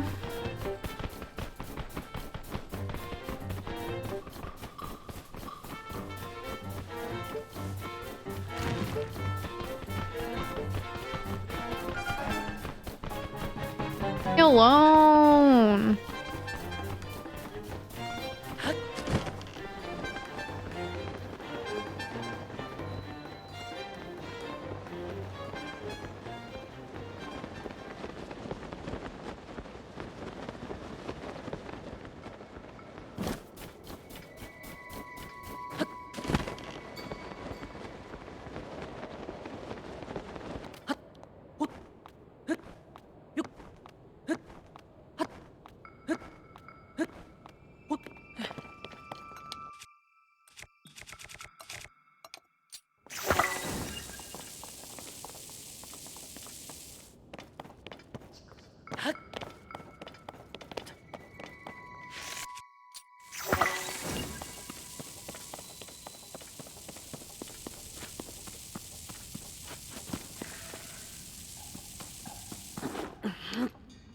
Forgot I hate those guys. I don't really have. Oh, bye. Bong, I'm not seeing the hunting.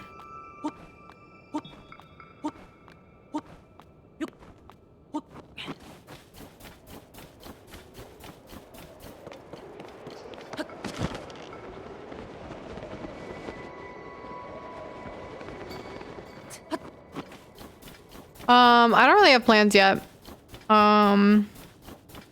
We will see. Probably they're just hanging out with friends or volunteering.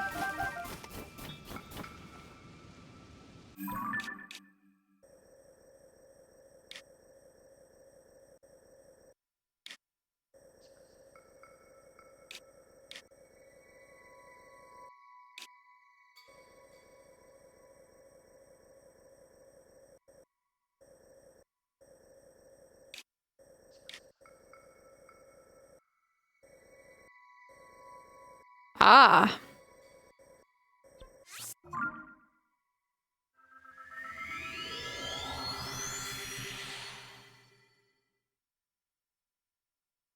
Thank you.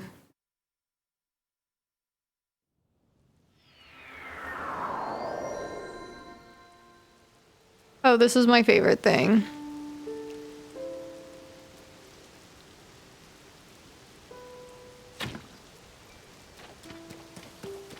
Damn, I only got 1 rupee.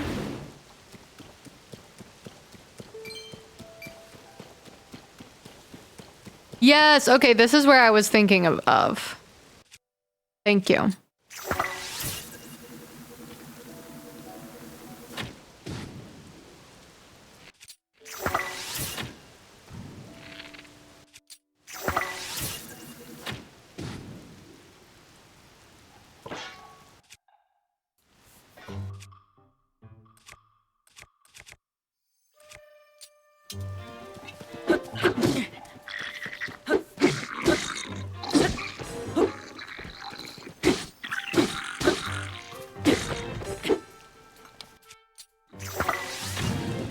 Actually, we're gonna do this.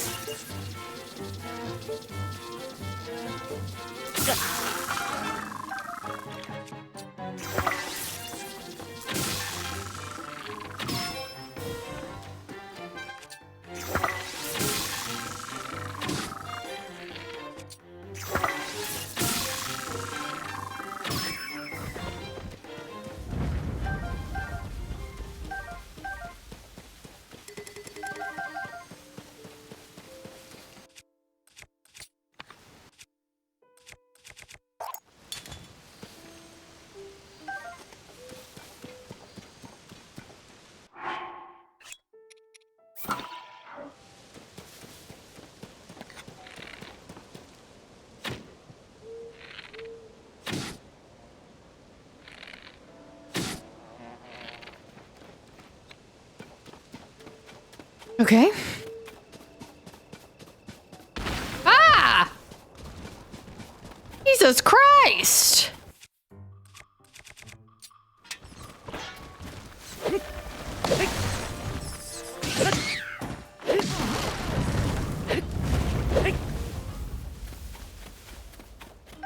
Nice, we got keys at the same time.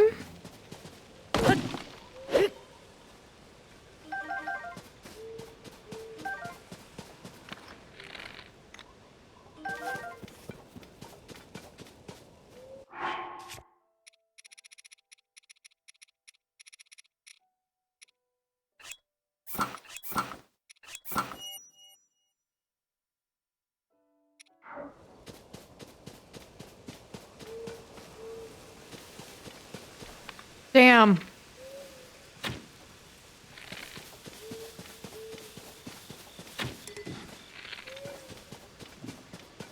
Somehow still got him.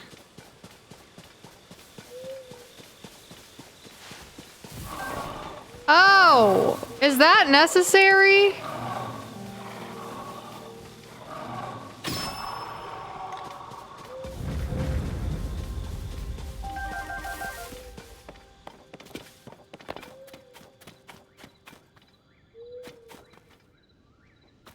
Katniss Everdeen, exactly.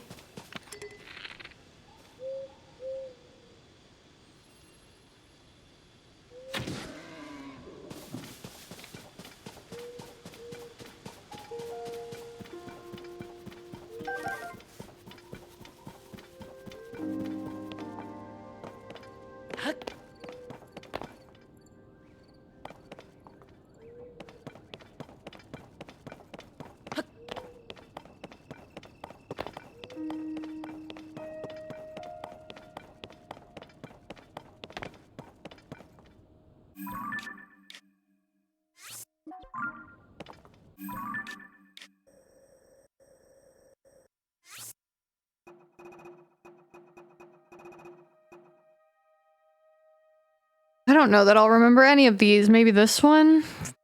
Which one of these can represent hunting, really? Yeah, I guess and I'll forget about that by the next time I play.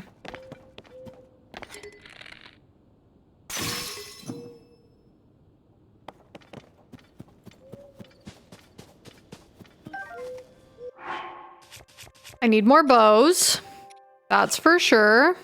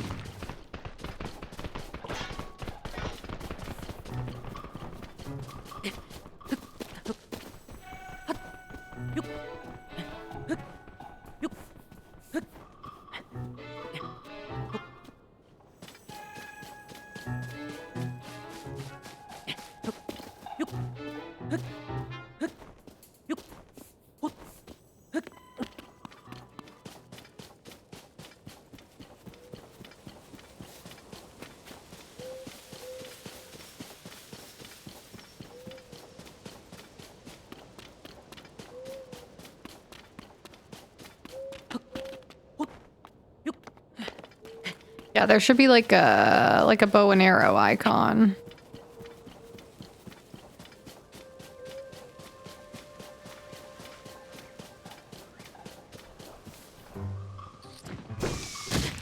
Now,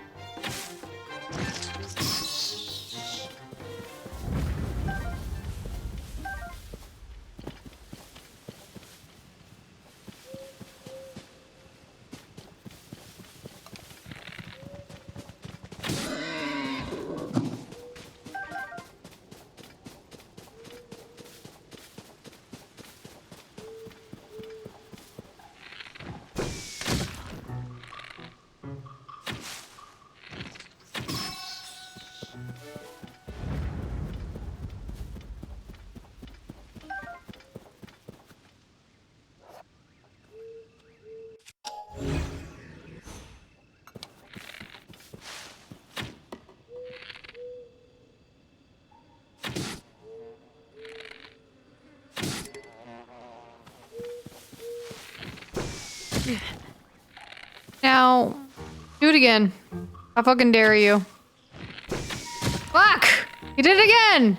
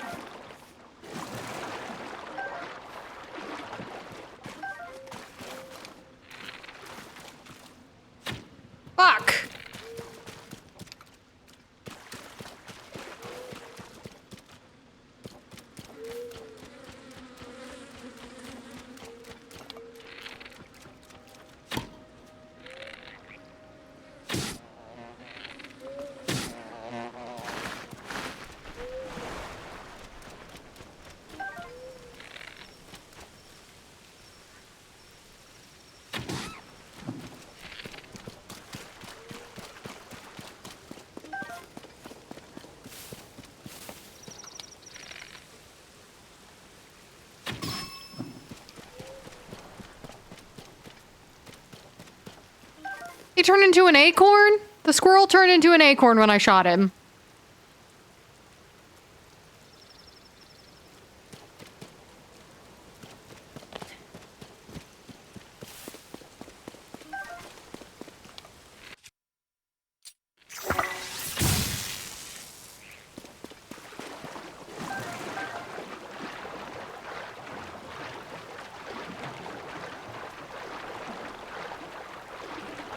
Yeah, like that might have been my first one too.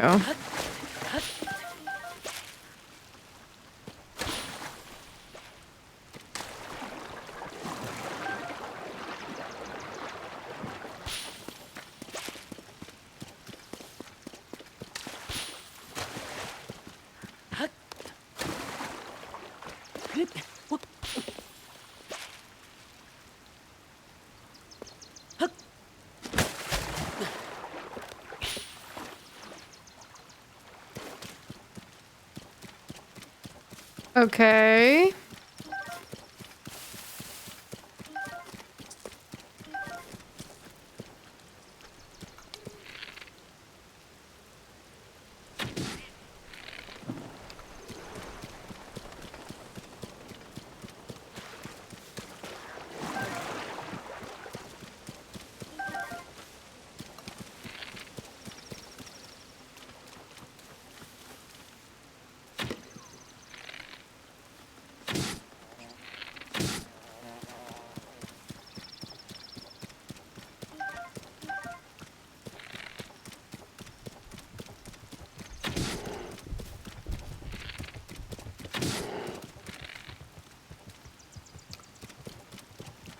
Bears are for riding, yeah?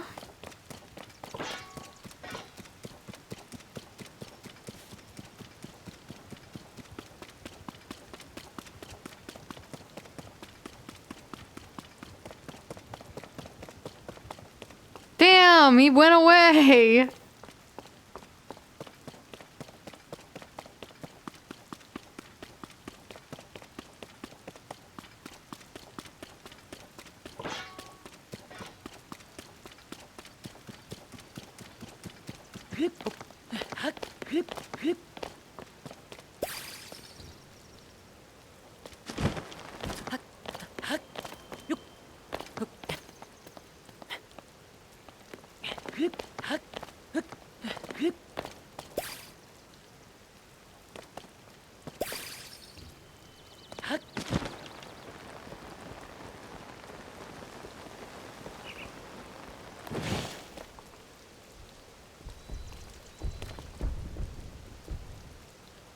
Hello?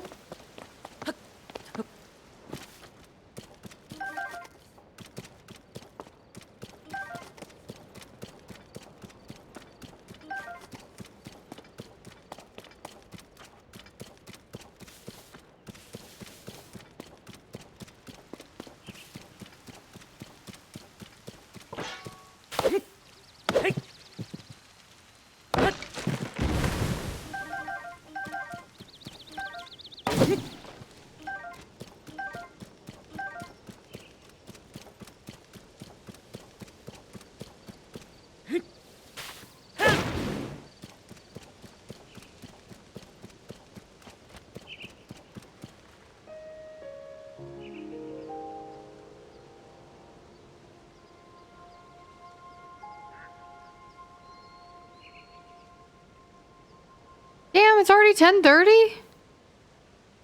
What the fuck?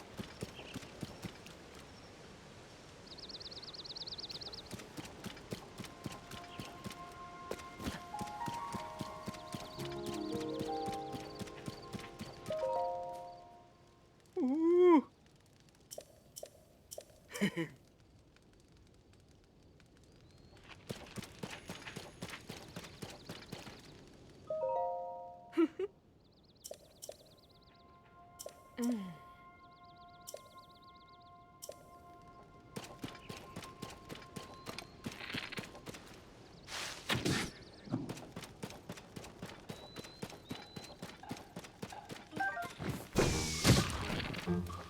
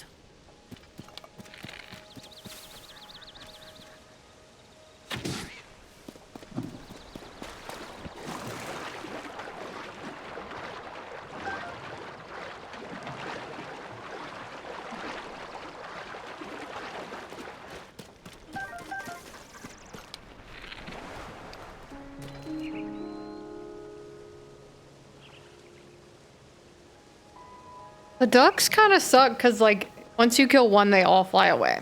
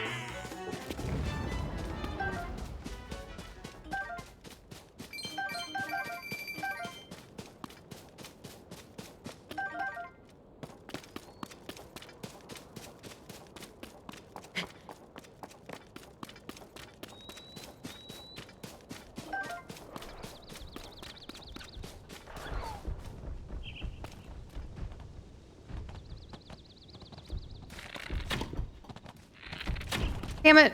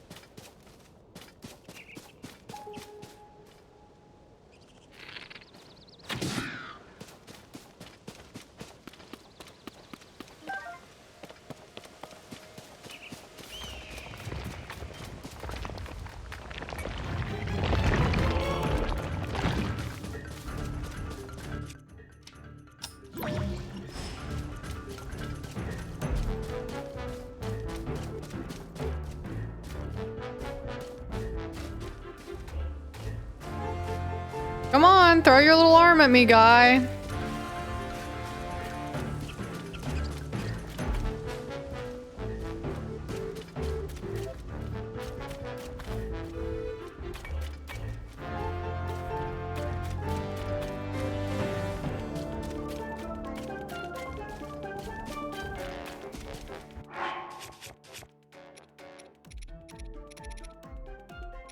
Okay, remix.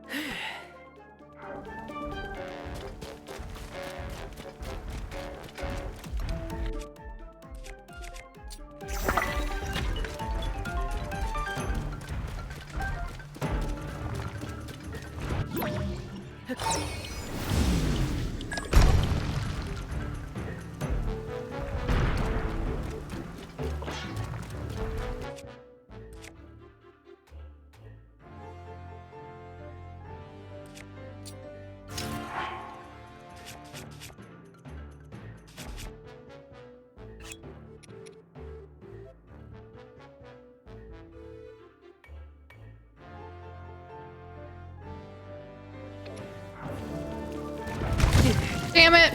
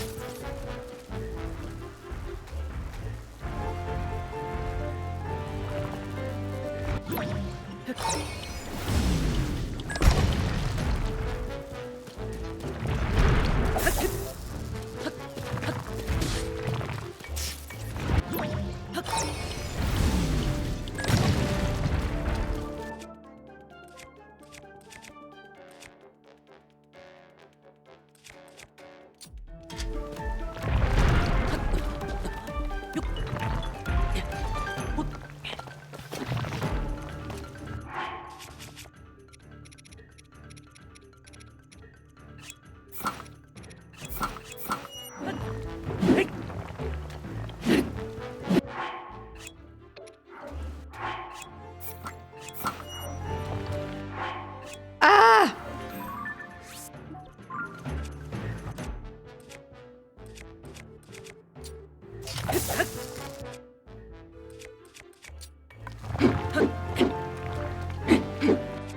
Okay, how do I beat him? I'm like forgotten.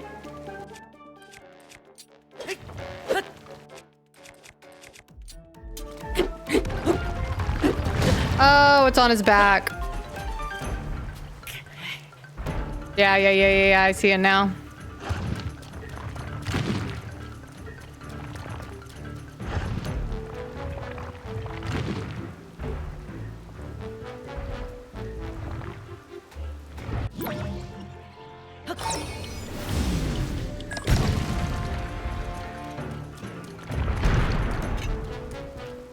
Shit, fucking shit.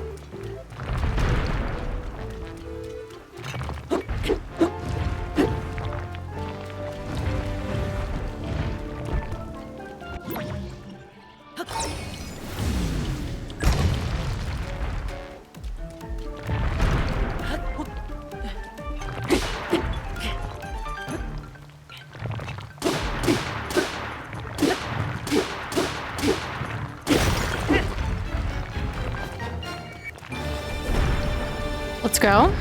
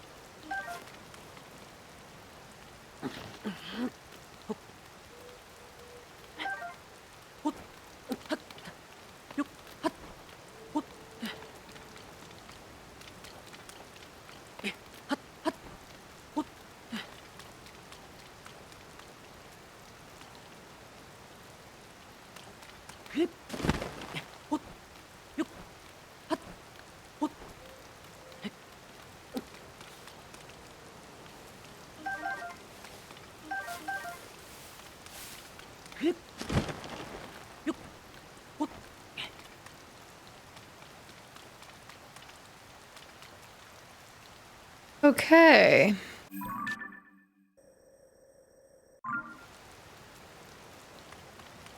Oh, I can see everything.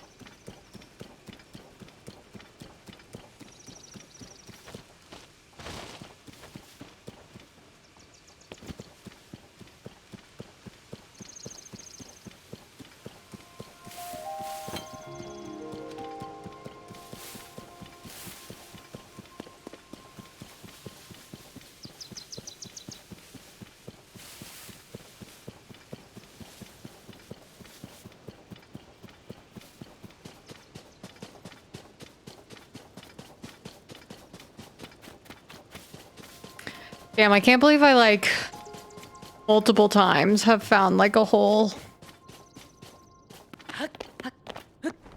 cluster of deer. I don't know, what's a group of deer called?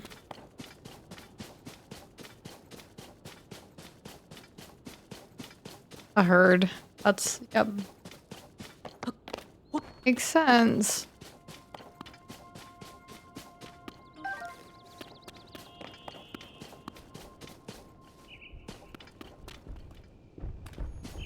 It ran away. I was being too loud. Well, the one that was up here, it was just unfortunate timing because these fell at the same time. So that was cool.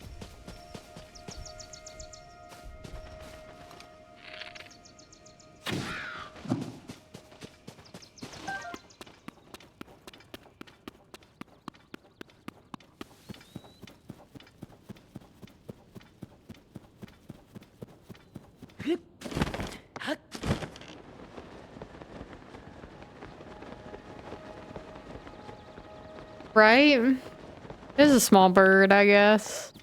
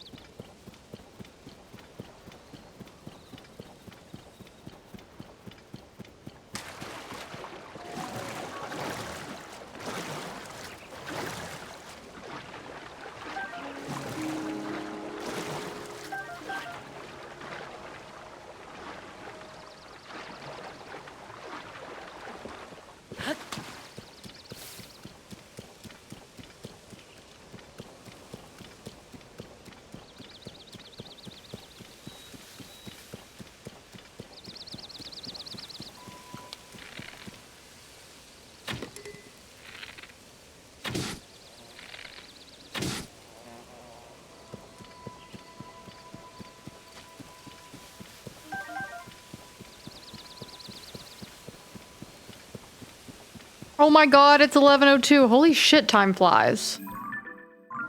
When you're zoned in and out.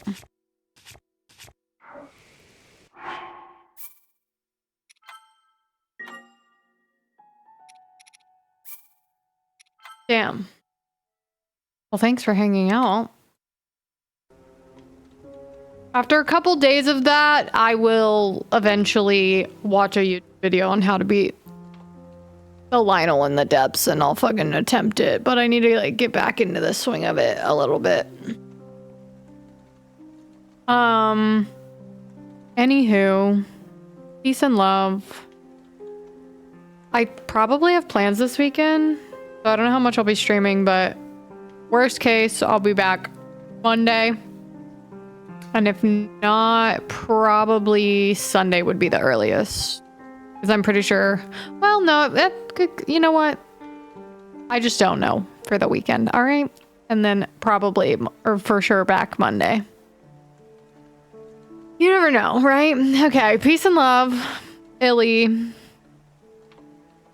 That's all I have. Okay, bye.